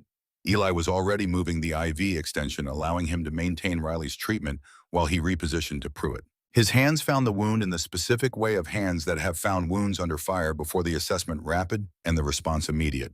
Not arterial, deep tissue, significant bleed manageable with pressure. He looked at Pruitt.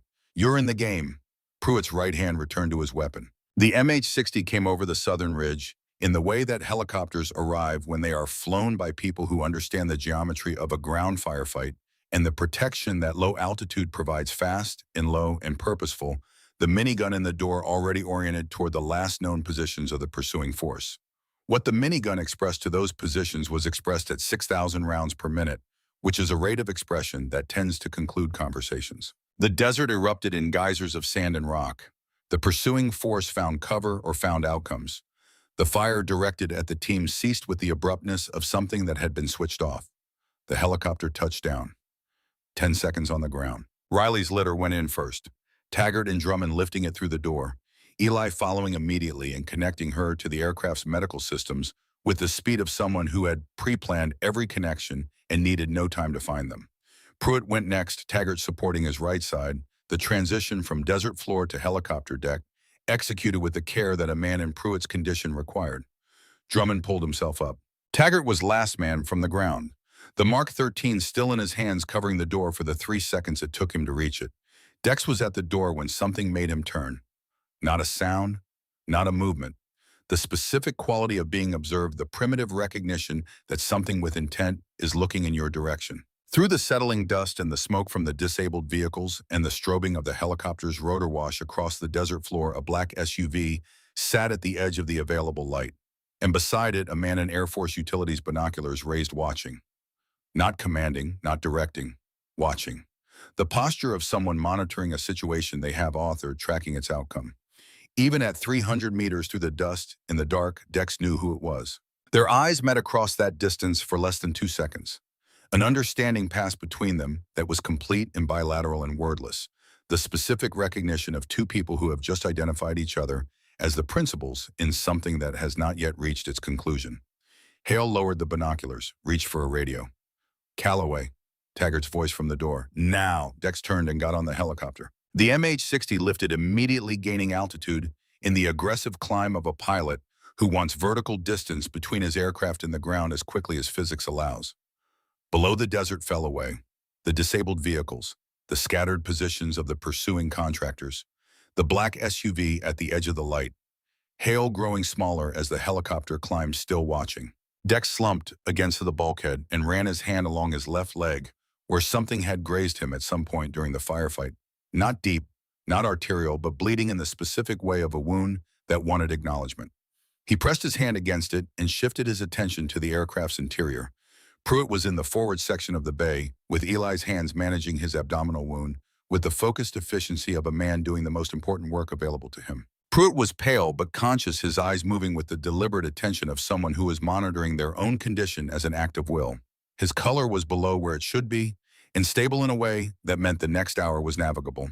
Taggart sat across from them with his rifle case across his knees, watching Pruitt with an expression that contained more than his face usually permitted. Drummond had his laptop open and was working. And Riley Ashford lay on the litter connected to the aircraft's medical equipment, her breathing shallow and managed the fever still burning through her body continuing the campaign. It had been running for 3 days, the stubborn, costly, essential campaign of remaining alive. Eli looked up from Pruitt, across the bay at Dex. The look communicated what the professional register they were operating in did not permit to be stated directly. The question of whether Riley was going to make it was not yet answered. The next several hours would answer it. What they did with the next several hours would be part of what answered it. Tell the pilot, Dex said to Drummond. Not Nellis. Nellis is compromised. Las Vegas Sunrise Hospital, civilian facility outside Hale's direct operational reach.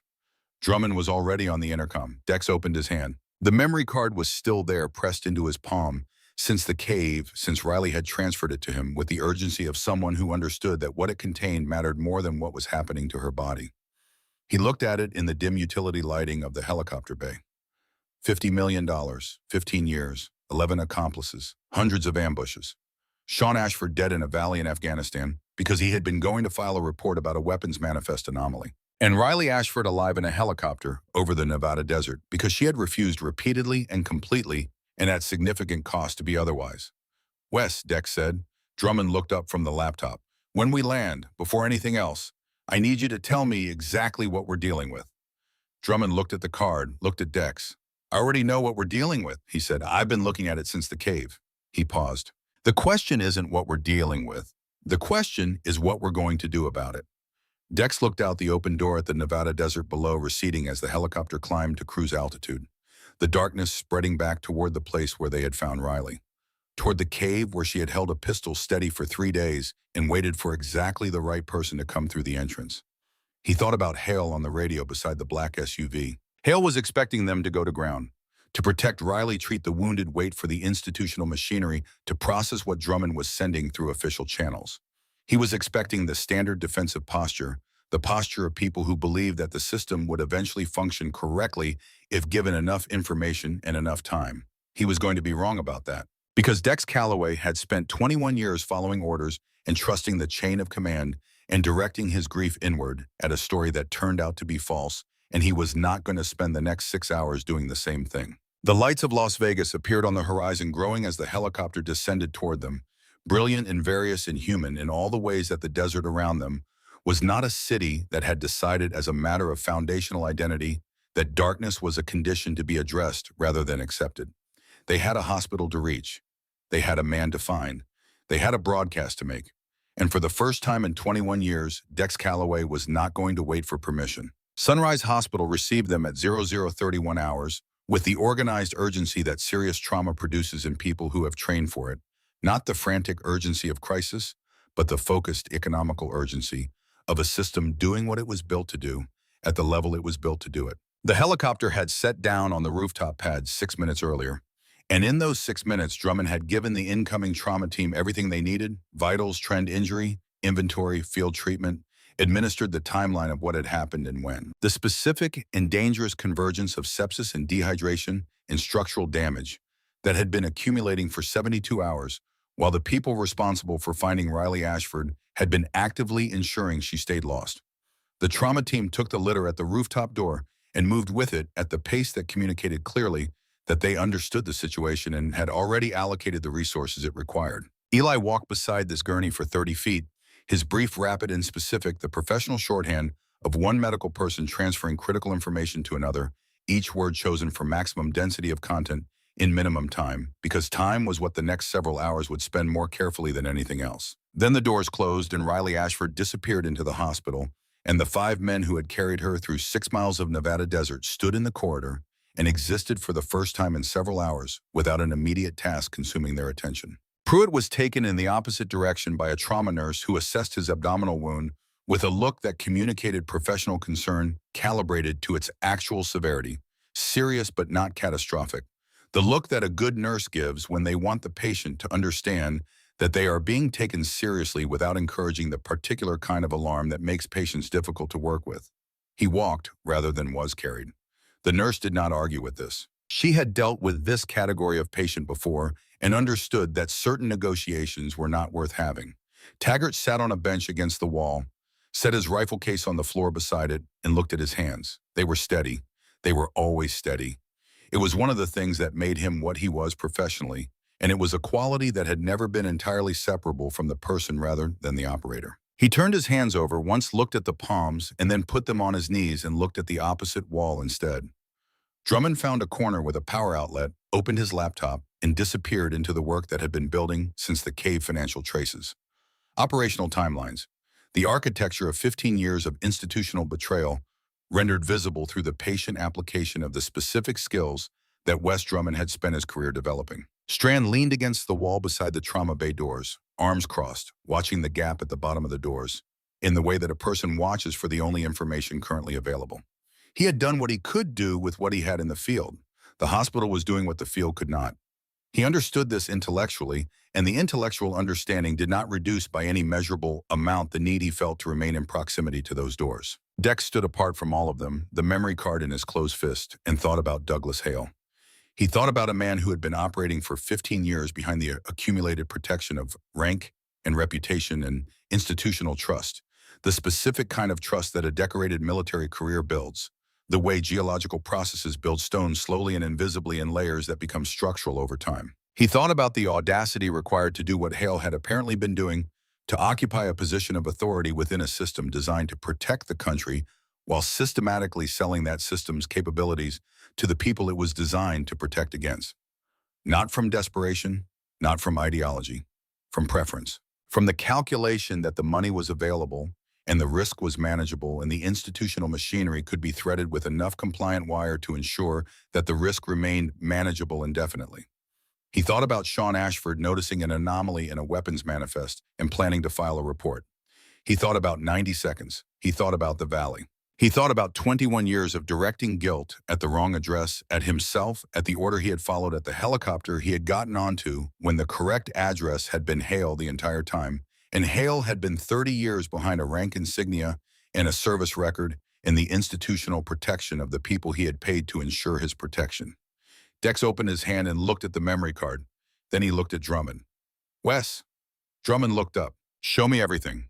Drummond had 3 external monitors connected to his laptop, the screens tiled with data that had been accumulating since he first opened the files from Riley's card in the cave. He walked Dex through it in the methodical, dense manner of a briefing conducted by someone who has so thoroughly internalized the material that the presentation flows without effort.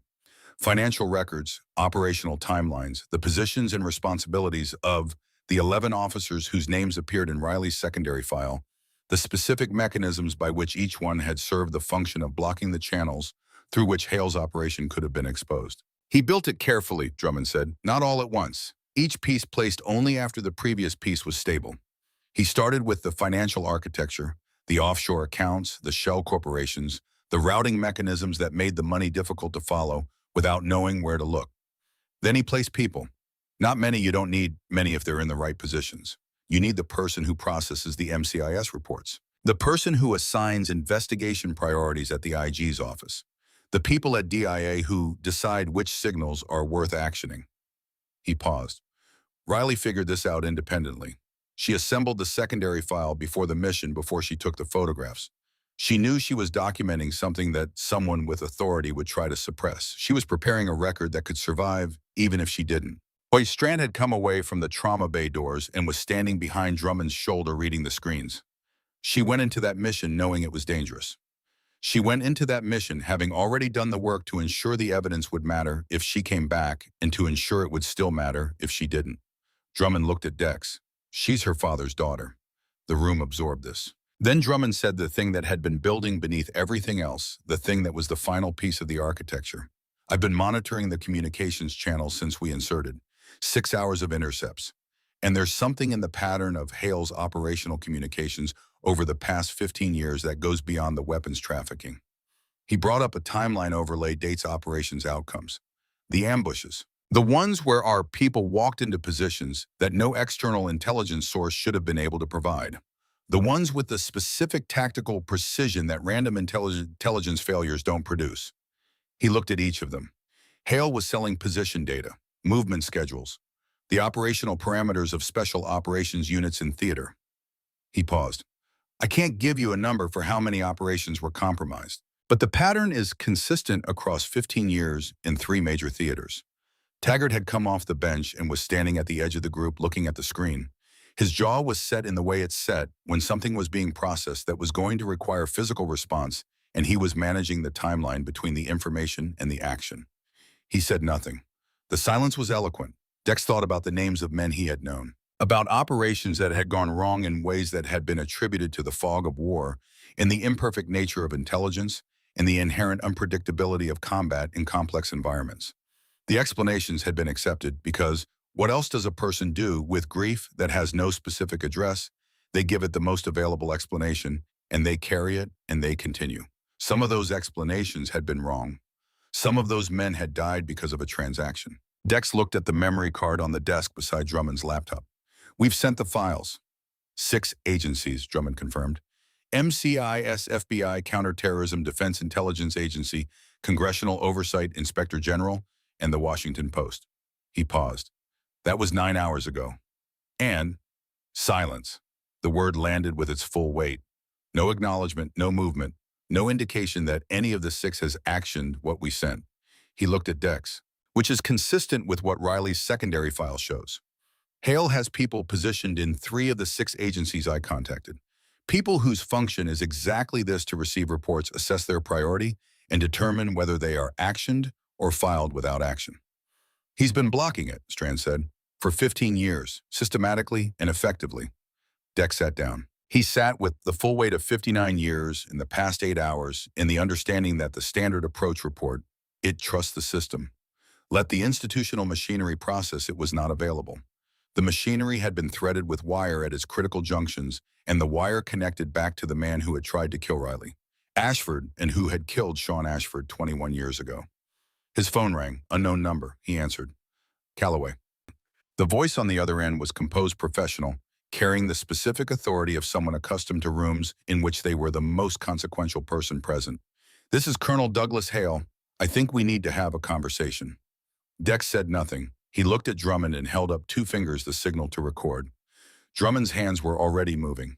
You've had a productive night, Hale continued. I want to acknowledge that. The extraction was well executed. The girl's alive. I genuinely underestimated what your team was capable of at your respective ages. A pause. Not apologetic, the pause of a man establishing the register of what was about to be said. But let's discuss where this goes from here. I'm listening. You've sent files to 6 agencies. I'm aware of this. I'm also aware that as of this moment, those files are sitting in queues that will take weeks to process if they are processed at all. You've achieved nothing permanent. What you have done is create a situation in which I have a specific problem, and you and your team represent the most direct solution to that problem. Say what you want to say. I want to offer you a resolution that preserves what can be preserved. You walk away. Your team walks away. I will ensure that Lieutenant Ashford's death is redesignated as a training accident, full benefits to her family. No outstanding investigations, her service record intact. You and your team return to whatever version of retirement you've arranged, and this ends.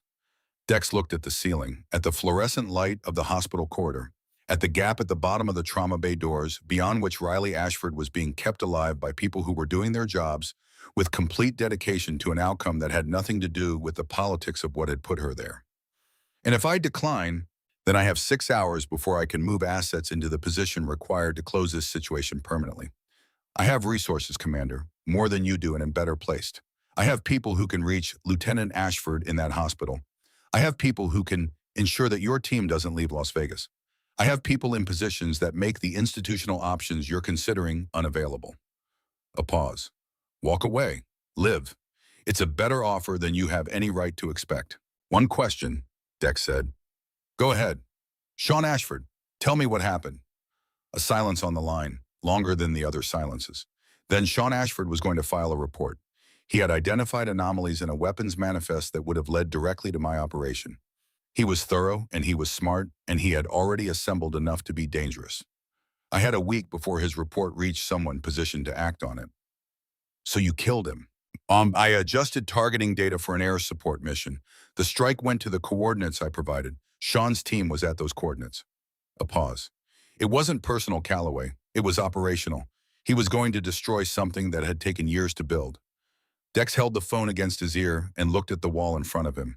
He thought about 21 years, about the weight of the wrong story carried for the wrong reasons to the wrong address, about Riley at 6 years old with her father's eyes asking him if he had tried.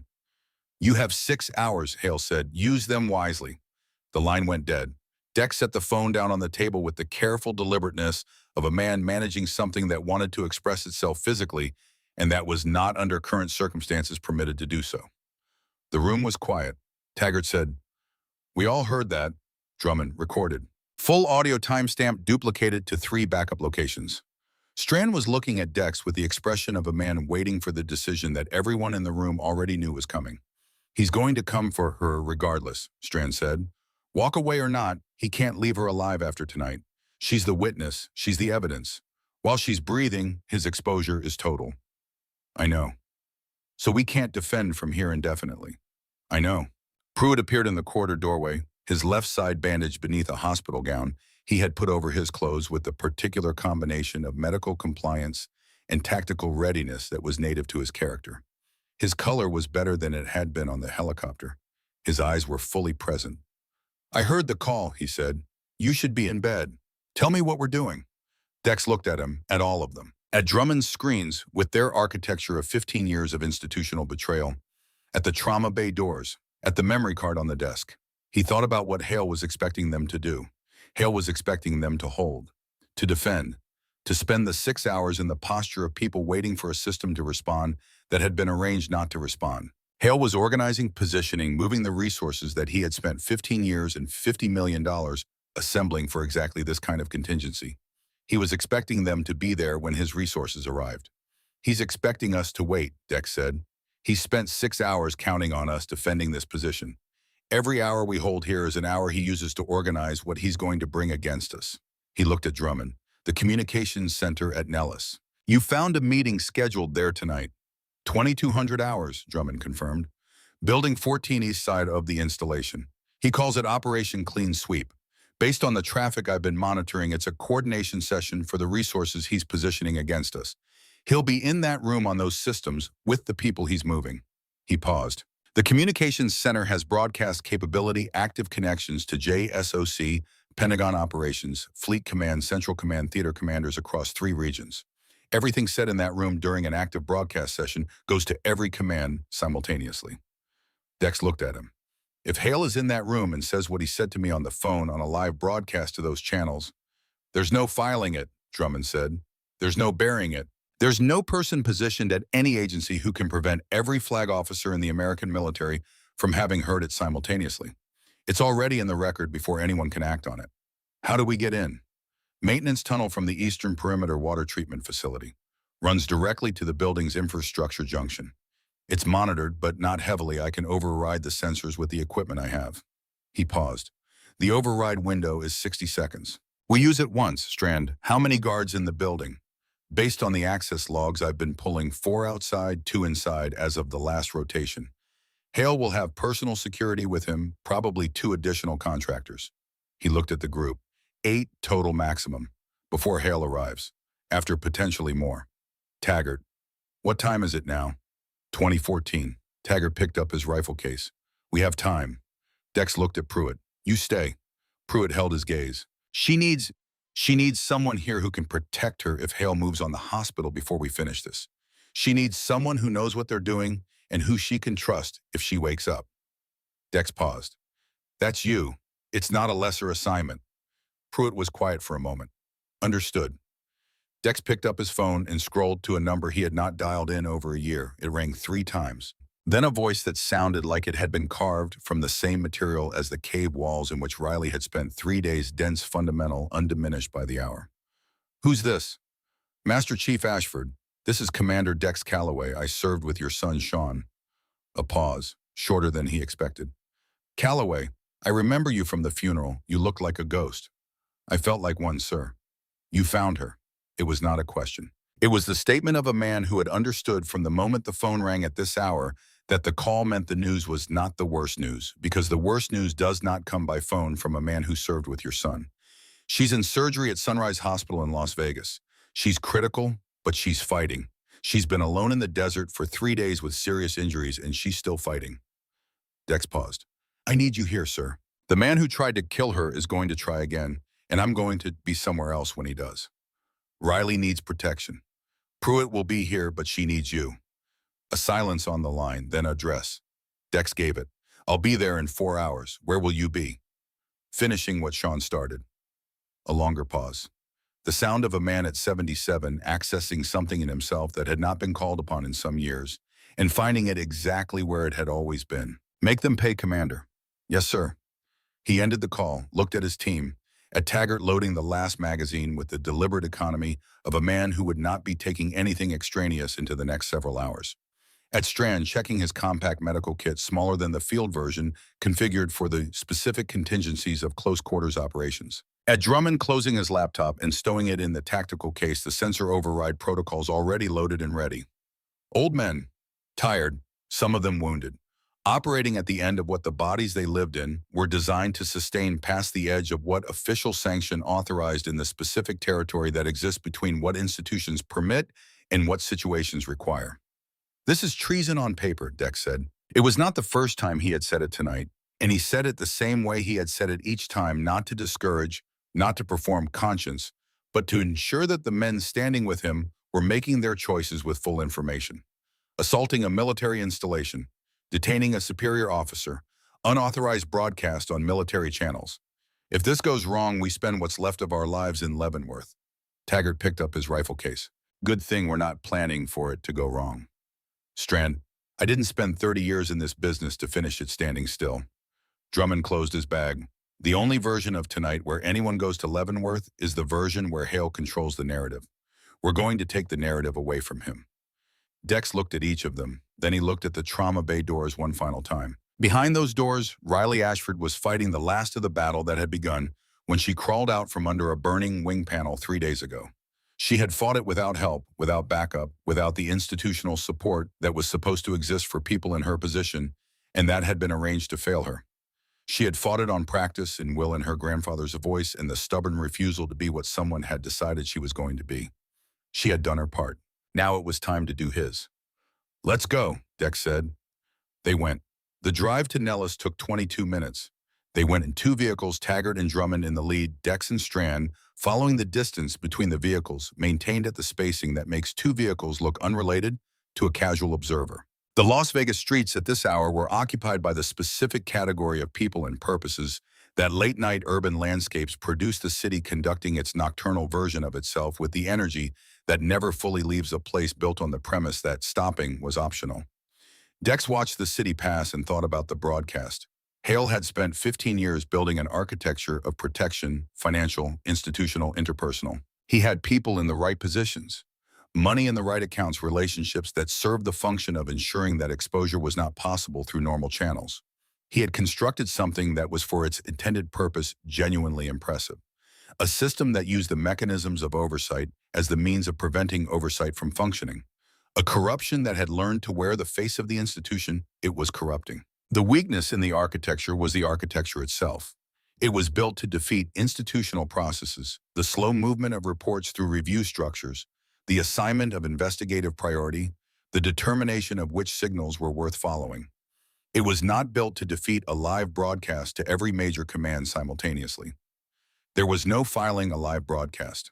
There was no person positioned at any agency who could prevent flag officers from having already heard what they had heard before the intervention reached them. Hale had built a fortress against the expected attack. They were going in through a wall he had not thought to defend. They parked at the maintenance facility at the eastern perimeter of the installation. The building was dark and quiet, its functions sufficiently unglamorous to be uninteresting to anyone not specifically looking for it. Drummond went to the sensor panel at the maintenance hatch access with the small device he had built for exactly this category of problem, and the work he did at the panel took 90 seconds and produced the 60-second window he had promised. They went down through the hatch, into the tunnel. It was narrow and cold and smelled of the specific chemical combination that water treatment infrastructure produces, not unpleasant exactly, but specific enough to be memorable. Pipes ran along both walls carrying the various flows that a military installation of Nellis's size required to function, and the sounds they made formed a background conversation that was useful for the cover it provided to 4 men moving through confined space in tactical boots. Drummond led his forearm display showing the sensor positions and the timing windows between them. Each pause was precise, not estimated, not approximate, but calculated to the second based on the monitoring cycles he had mapped from the access logs. The team moved when he moved, and stopped when he stopped, and trusted the calculation, because the calculation was Drummond's, and Drummond's calculations in this domain had earned that trust over decades. At 100 meters he held them. 2 voices ahead. Conversational. The specific cadence of people performing a routine task, they were not particularly engaged with the kind of conversation that occupies the foreground of attention without requiring it, a maintenance check running on whatever schedule the post-alert security protocols had added to the normal rotation. Drummond showed 4 fingers on his hand, pointed forward. Held up 2, then 2, again the positions of the 2 men relative to each other and to the team's approach. Dex looked at Strand. Strand looked at Dex. They moved forward in the specific way, not fast but precise, each footfall placed rather than landed the distance, covered in the time that the voices provided cover for it. The 2 maintenance workers were at a junction point, their attention on a panel. They were checking their orientation away from the approach. Strand went left. Dex went right. The pressure point and the chokehold were executed simultaneously and in silence, and both men were unconscious and horizontal before the panel they had been checking had registered their departure.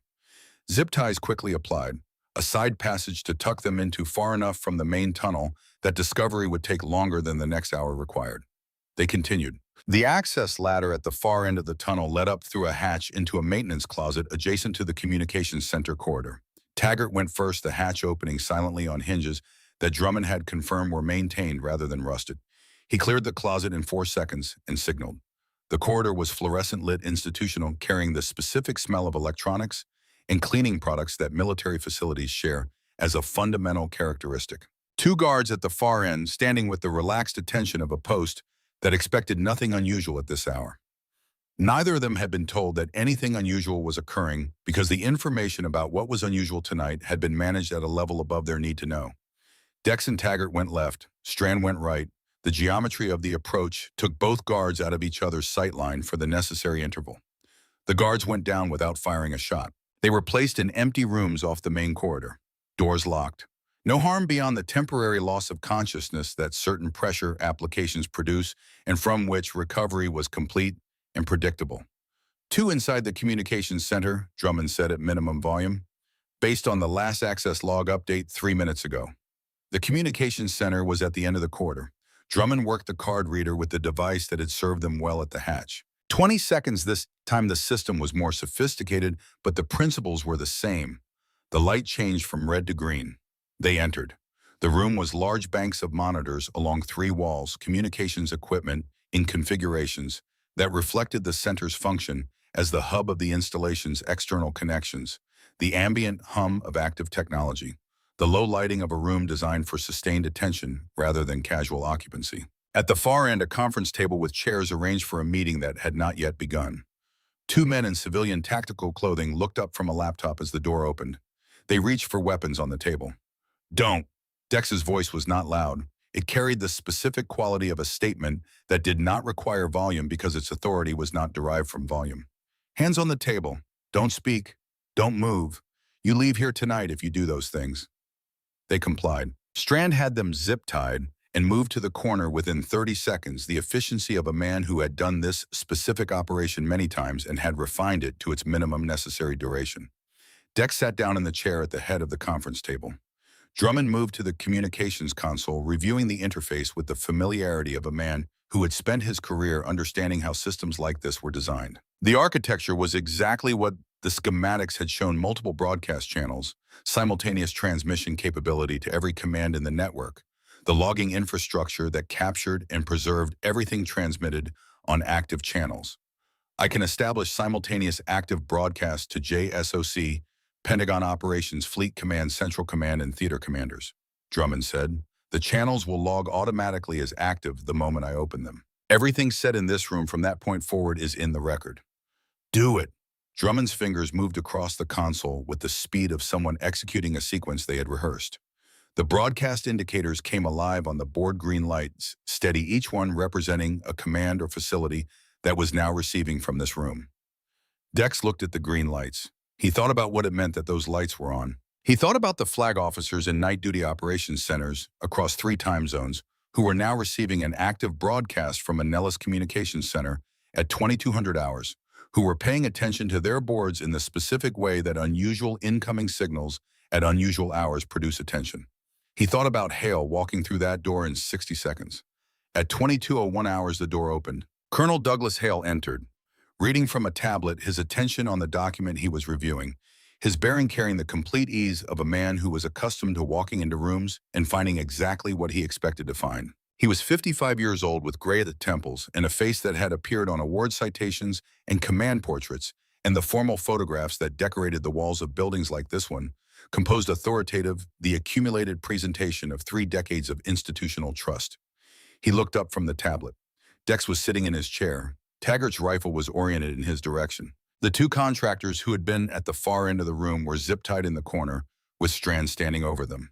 Hale looked at all of this with the expression of a man updating a risk assessment in real time. Not panic, not fear. The specific, focused composure of a person who has encountered unexpected variables and is running the new calculation. "Commander Calloway," he said. His voice was the voice of the phone call, composed and professional. "You're early. Wanted to beat the rush." Hale looked at the communications console, at the broadcast indicators, at the green lights, each one steady and active. Something moved in his face, the first crack in the composed surface, a fractional adjustment that was not quite alarm and was more specific than surprise. "You're broadcasting." "Everything you say," Drummond confirmed. JSOC Pentagon Fleet Command Central Theater commands across 3 regions. Active logged already in the record. Hale looked at the console for a long moment. Then he looked at Dex with the expression of a man who has recognized that the geometry of his situation has changed and is deciding how to operate within the new geometry. I'm not saying anything. You told me on the phone that you adjusted targeting data for an air support mission in Afghanistan in 2004, Dex said. That Sean Ashford's team was at the coordinates you provided, that it was operational rather than personal. He paused. Say it again. Here, on the record. Hale was quiet. You told me you sell weapons, Dex continued, that you sell position data, that the money funds operations that Congress won't approve. Say it again. You're asking me to confess to treason in front of every flag officer in the American military. I'm asking you to say what you said to me on the phone, on the record, to the people who have the authority to act on it. Dex's voice was level. The files are already out. The financial records, the operational timelines, the names of the 11 officers on Riley's list, it's all been sent. What you say here either confirms the record or contradicts it. Either way, the record exists. A silence. Then Hale walked to the conference table and sat down in a chair 3 positions from where Dex was sitting, and the gesture was strange. The gesture of a man choosing to engage rather than resist, the gesture of someone who had made a calculation and arrived at a conclusion that the people in the room had not expected. You want to understand it, Hale said. You think if I explain it, you'll understand something about how someone does this. I want it on the record. The money, Hale said, and his voice had changed, registered, not confessional, but analytical. The voice of someone examining their own work, the way an engineer examines a completed structure.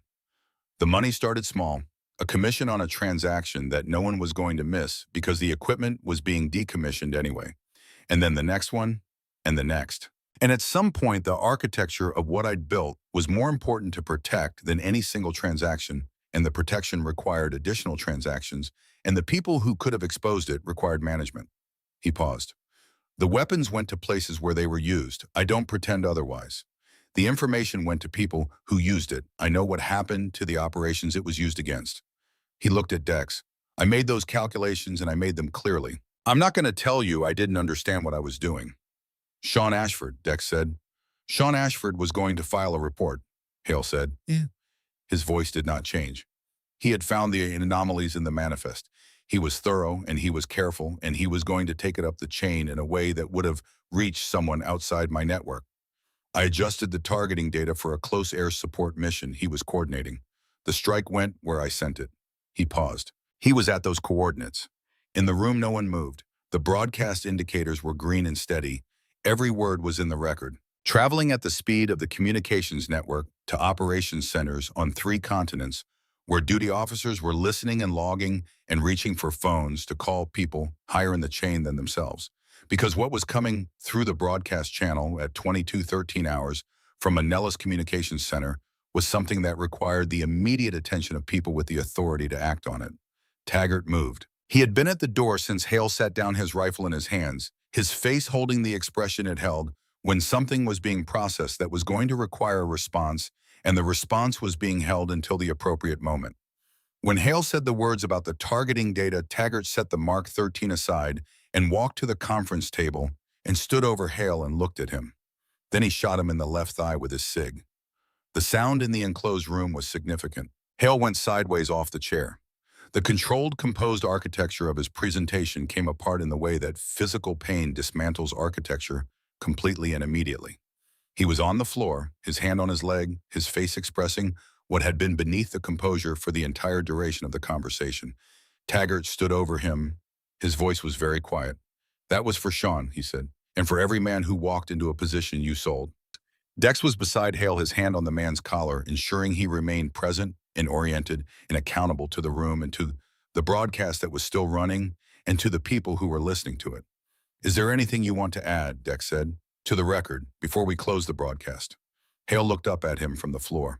The calculation was still running behind his eyes.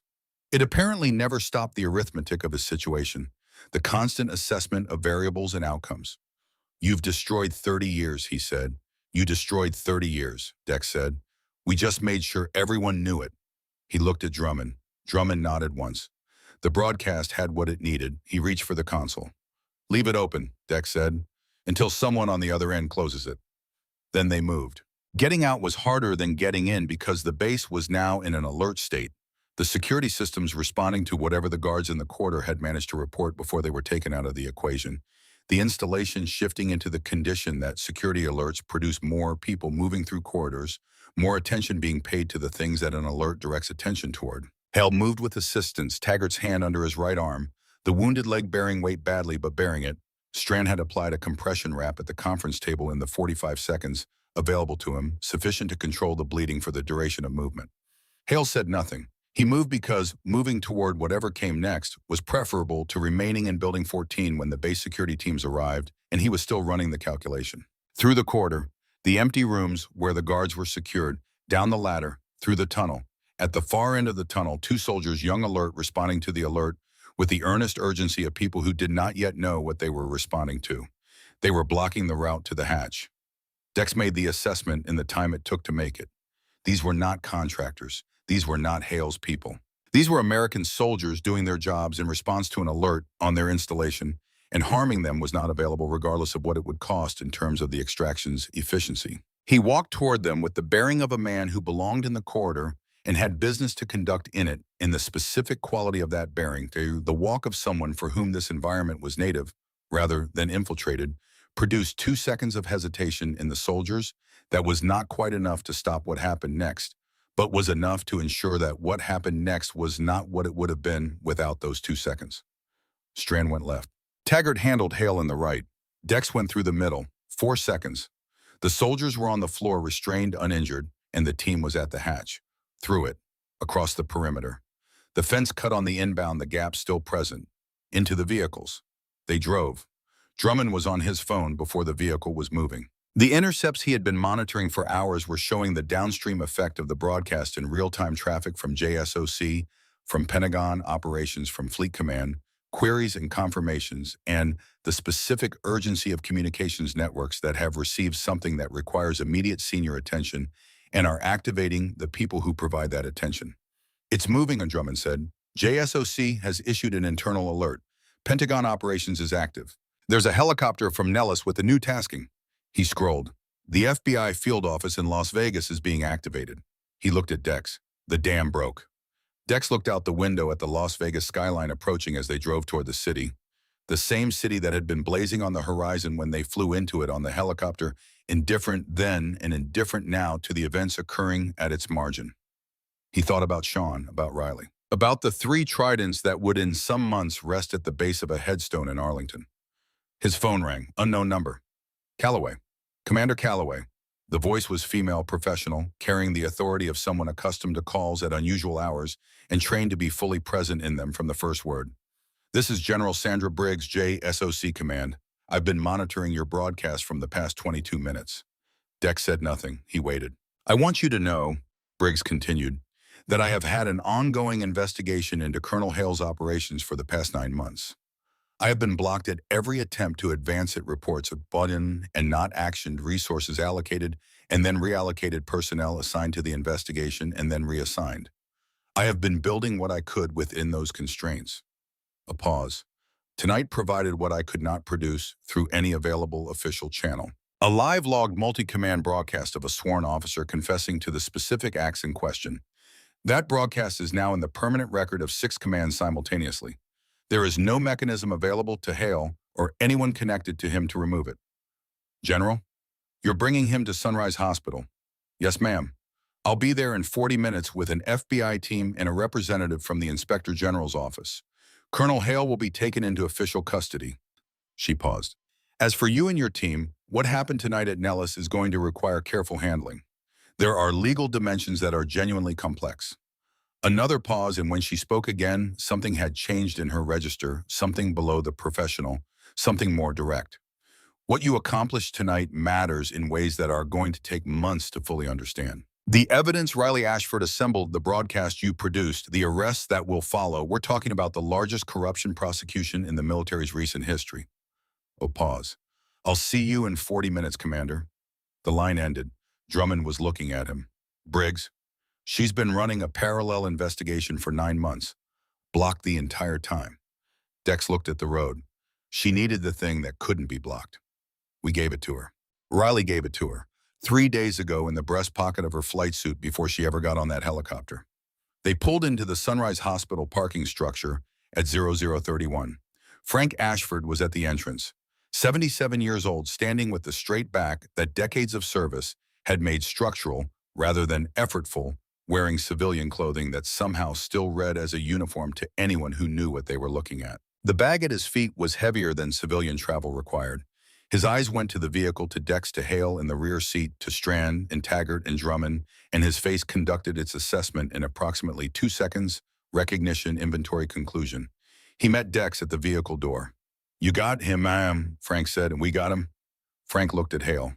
The look lasted less than 3 seconds. It was not an emotional look. It was the specific look of a man who has carried something for a long time and has just been shown the thing that the something was attached to, and who is conducting the final accounting. He said nothing to Hale. He did not need to. He looked at Dex. "Is it finished?" "The broadcast is in the record. General Briggs is inbound with FBI. It's finished." Dex paused. "Sean can rest." Something moved across Frank Ashford's face that was very brief and very complete.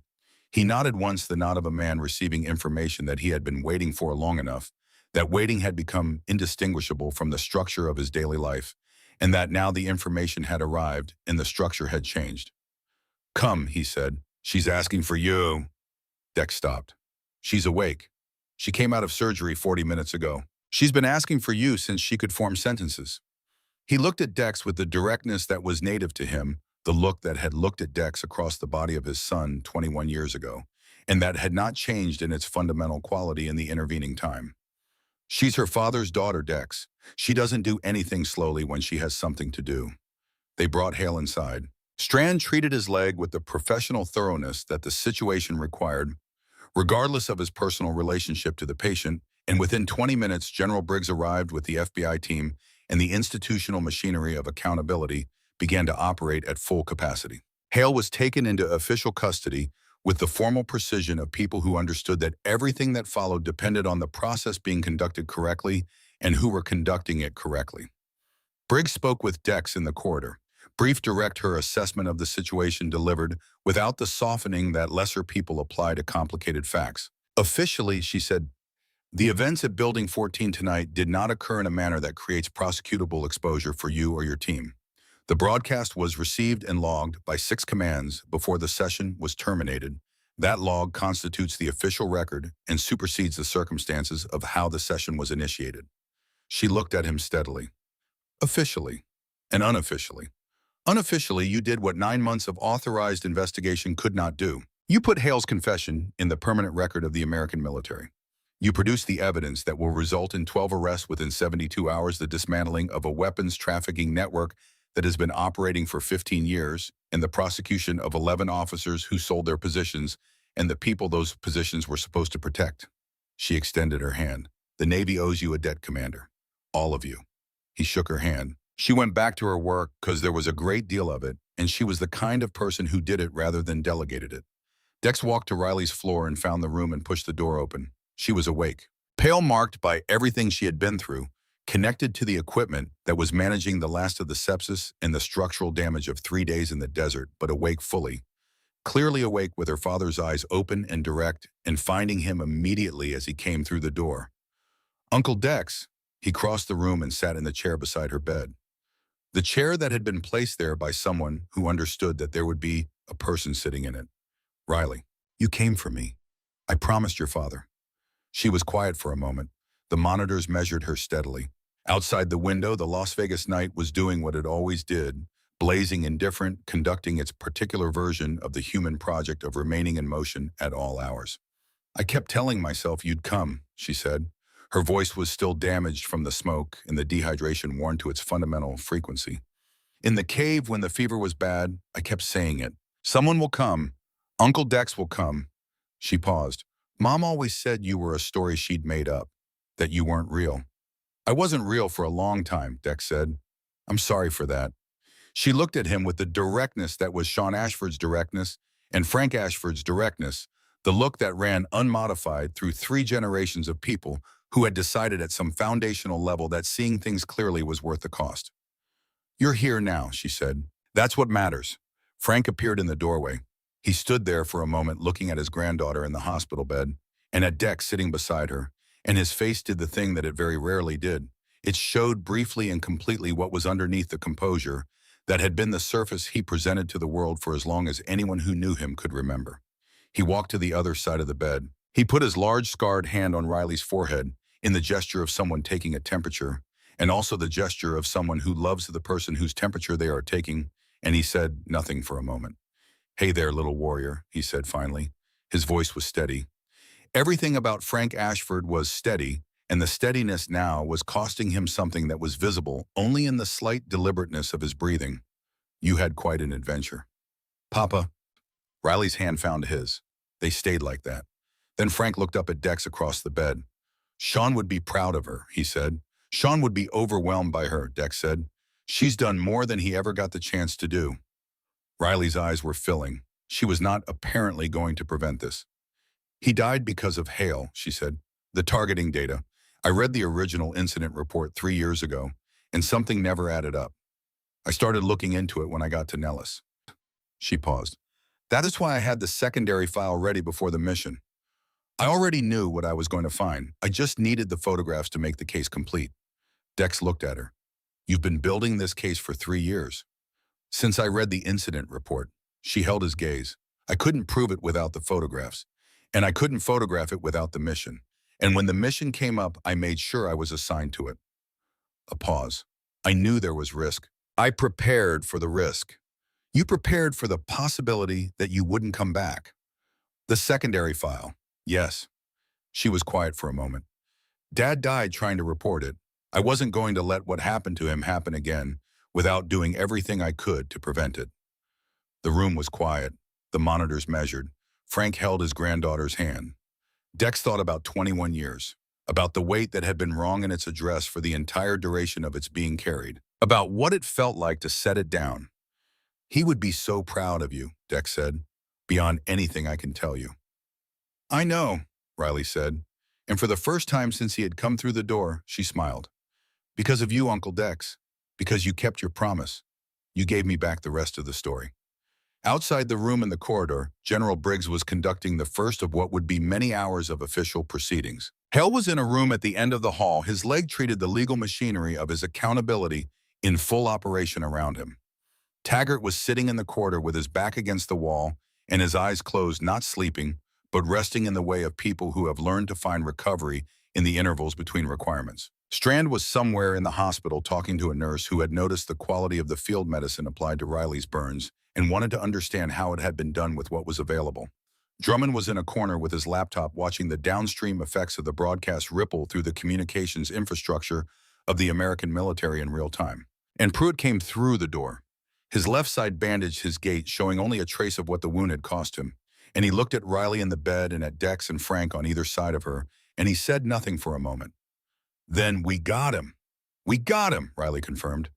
Pruitt sat down in a chair against the wall and looked at his hands, the hands that had trained Sean Ashford, the hands that had fired the claymore in the desert and managed the right flank one-handed and absorbed the abdominal wound without breaking pace, the hands that were here because a debt that had been accumulating for 21 years had finally found its payment. "He trained your father," Dex said to Riley. "Gray trained Sean." Riley looked at Pruitt. "I know," she said. "Papa told me." She paused.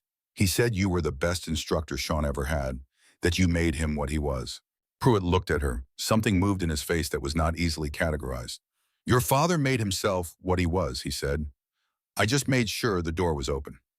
The night moved toward morning in the way that nights move when the things that needed to happen in them have happened not quickly, but with the sense of a direction that is no longer in question. Outside the window, Las Vegas continued its indifferent brilliance. Inside, a woman who had refused to die for 3 days in the Nevada desert lay in a hospital bed and held her grandfather's hand and looked at the people in the room with her father's eyes, and the room contained among its various furniture and equipment and people something that was not grief and was not quite joy and was possibly the particular quality of peace that arrives when a story has found its right ending. 4 months later, Arlington National Cemetery held the cold of November in the way it held everything permanently without opinion, in the patient silence of a place whose purpose is the accommodation of things that must be held somewhere. They came separately and arrived together. Taggart first, Strand beside him, Drummond with his laptop bag present by habit not opened. Pruitt with the trace of the wound in his walk, managing it toward invisibility with the patient discipline of a man who does not permit limitations to define him. Frank with his cane, the cane being new, a concession to a knee that had spent 77 years being managed rather than addressed and had finally insisted on the addressing. Riley in her uniform. 4 months of recovery had restored the physical function, the weight that the desert had taken from her, returned the burns on her forearm, healed the scars that would remain, and that she had no particular relationship of shame with because they were the record of something she had done rather than something done to her. She stood with the straight back that was hers before the Navy gave it additional reasons to be straight. And Dex. He stood in front of the stone and read the name he had been reading in his mind for 21 years. The rank, the unit, the dates that contained a life. The words at the bottom that were the words available when the full truth of a person exceeded what marble could hold. He reached into his jacket. The trident was the one he had earned 36 years ago and worn through everything that came after. It had been on the chest of every dress uniform for 36 years. It was the physical representation of everything he had given, and everything it had cost, and everything it had made him. He had been carrying it in his jacket pocket for 4 months, since the morning after Riley came out of surgery, and he had understood what the next chapter of this story required. He crouched at the base of the headstone. The grass was cold and wet against his knee. "I kept my promise, Sean." His voice was quiet in the way of things said to the dead, not whispered but contained, intended for a specific listener rather than a general audience. "She's safe, she's whole. She's stronger than either of us were at her age, which I didn't think was possible." He paused. "Hale is in a federal facility. The network he built is being dismantled. The men who took money to protect him are being prosecuted. The record is right." Another pause. "I'm sorry I was 21 years late with this. I'm not going to spend what's left trying to make that right because there's no formula for making 21 years right, but I'm here, and I understand now why I'm here, and that's going to have to be enough." He placed the trident at the base of the stone. He stayed crouching for a moment. Then he stood. Riley moved forward. She reached into the breast pocket of her uniform and brought out her trident, the one the teams had presented in a private ceremony 3 weeks after she left the hospital, attended by Dex and Frank and her mother, and the senior enlisted personnel of the community who understood what she had done and chose to express it in the oldest language available to them. She placed it beside Dex's. The 2 tridents rested against the base of the stone side by side. Frank opened the small velvet box. Inside the trident was older than the others, the gold worn at its edges. The finish of it softened by years of being handled by the man who had earned it, and then by the woman who had kept it after he was gone. Catherine Ashford had called Frank 2 months after the hospital. She had said that Sean would want it here, that it was time for it to be here. Frank's hands did not shake. He crouched at the base of the headstone, slowly the knee requiring management that Kane set aside, and he placed Sean Ashford's trident between the other 2. 3 tridents. The November light, thin and gray, found the gold and held it in the way that thin light holds things gently, without insistence, allowing the object to exist in its own quality rather than the light's. 3 generations, Frank said. His voice was what it always was, the voice of a man who had decided at some point in the past that the way he met the world was going to be steadiness, and who had maintained that decision through everything the world had sent to test it. 1 family. Dex wept. He had not wept since 2004. He had not wept at the funeral because, at the funeral, he had still been carrying the wrong story. The story in which he had failed by following orders, which produce guilt and recrimination rather than grief. And those are different things, and they live in different parts of the body, and only one of them releases when the story is finally right. The story was right now. The record was right. Sean had not died because Dex had failed him. He had died because Hale had decided he was expendable and had used the mechanisms of the institutional system to produce that outcome with the precision of a man who understood those mechanisms completely. Dex had been an instrument of what had happened without knowing he was an instrument of it, and the 21 years of guilt he had directed at himself had been 21 years spent in the wrong room. He wept for Sean, for the years Sean had not had, for the daughter who had grown up without him, for the father that Frank had lost, for the men who had walked into positions that Hale had sold and had not walked back out. He wept for 21 years of carrying the wrong weight to the wrong address. Riley's arm went around his shoulders. She said nothing. She held on. Behind them, Taggart stood with his hands at his sides and his face turned slightly away, giving the moment the space it required. Strand looked at the three tridents with the expression of a man who has carried the grief of a specific loss for a long time and is watching that grief find its correct resting place. Drummond looked at the headstone with the look of someone reading the final line of something they have been trying to understand for 21 years. Pruitt stood in the particular stillness that was native to him, and the quality of his stillness was different from its usual quality, less watchful, more settled, the stillness of a man who has paid a debt and can now stand in a different relationship to the weight he has been carrying. After a while, Dex straightened. He looked at the three tridents at the base of the stone. He looked at the name on the stone. He looked at Riley. "Your grandfather told me once that Sean was the best man he'd ever trained," Dex said. "I've been thinking about that for 21 years and whether it was true." He paused. "I think the best thing Sean ever did was you." Riley looked at him with her father's eyes and her mother's composure, and the specific quality that was entirely her own, the quality of a person who has looked at the worst the world produces and has chosen clearly and completely not to be reduced by it. "I'm going to prove you right about that," she said. They walked away from the grave together, the seven of them, into the November morning that was cold and gray and completely indifferent to whether the things that had needed to happen had happened. The morning did not know. The morning did not care. It was doing what mornings do, existing, persisting, providing the hours that people fill with whatever they find worthy of the filling. They walked out of Arlington and into whatever came next. 6 months after Arlington, Dex Calloway sat on the beach at Virginia Beach and watched the Atlantic conduct its perpetual conversation with the shore. He was retired. Actually, genuinely finally retired. The kind of retirement that was real rather than theoretical, that had a present tense quality rather than a future tense quality, that did not contain the suspended readiness of a person who believed they might be called back into service at any moment. He had been called back for the last time. The last mission was complete. The promise was kept. His apartment was quieter than it had been for 36 years. He had given away most of his operational equipment, not the SIG which remained on the table where he cleaned it on Tuesday evenings, but the gear that belonged to a version of his life that was finished. He kept the photograph of himself and Sean now kept in a frame rather than a pocket on the shelf above the kitchen table where he could see it from the chair where he sat to read. He kept the letters from Riley which she wrote on paper because she was her grandfather's granddaughter and understood the permanence that physical form provides to things that deserve to be permanent. The sun was moving toward the horizon in the way it moved on November evenings on the Virginia coast, with the specific quality of light that exists in that hour between afternoon and dark, the amber and rose and gold that the clouds caught and held before releasing it to the water where it spread and dissolved and became part of the general motion of the sea. His phone lay on the sand beside him. It buzzed, a message from Riley: Hell Week complete. 47 started, 19 finished. I was one of them. Papa won't stop crying. He keeps insisting he has allergies. Please don't tell him I told you, he cried. Dex sat with this for a moment. He looked at the ocean.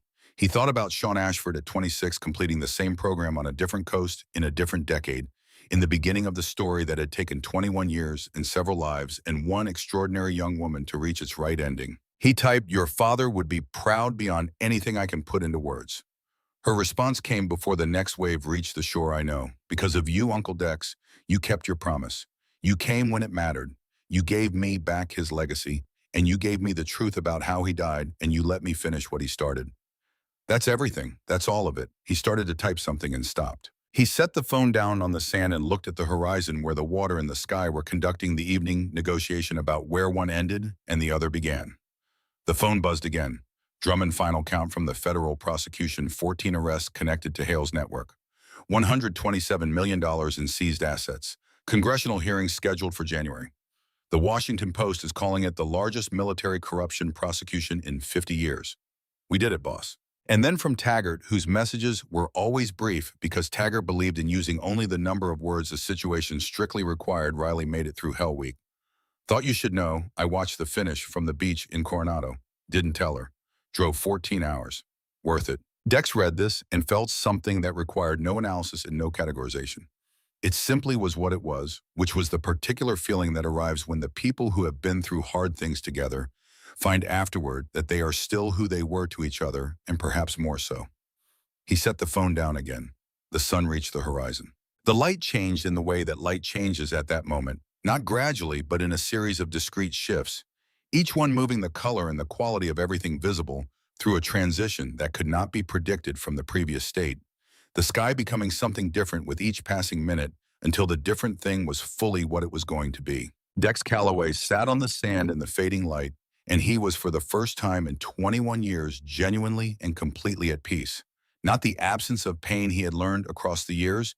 That peace did not require the absence of pain, not the absence of memory. Memory was not the enemy of peace. Only the wrong relationship to memory was the enemy of peace. And he had finally, at 59, found the right relationship to the memories he carried. Not the absence of loss. The loss was real and permanent, and he was not diminished by acknowledging it. Just peace. The actual condition.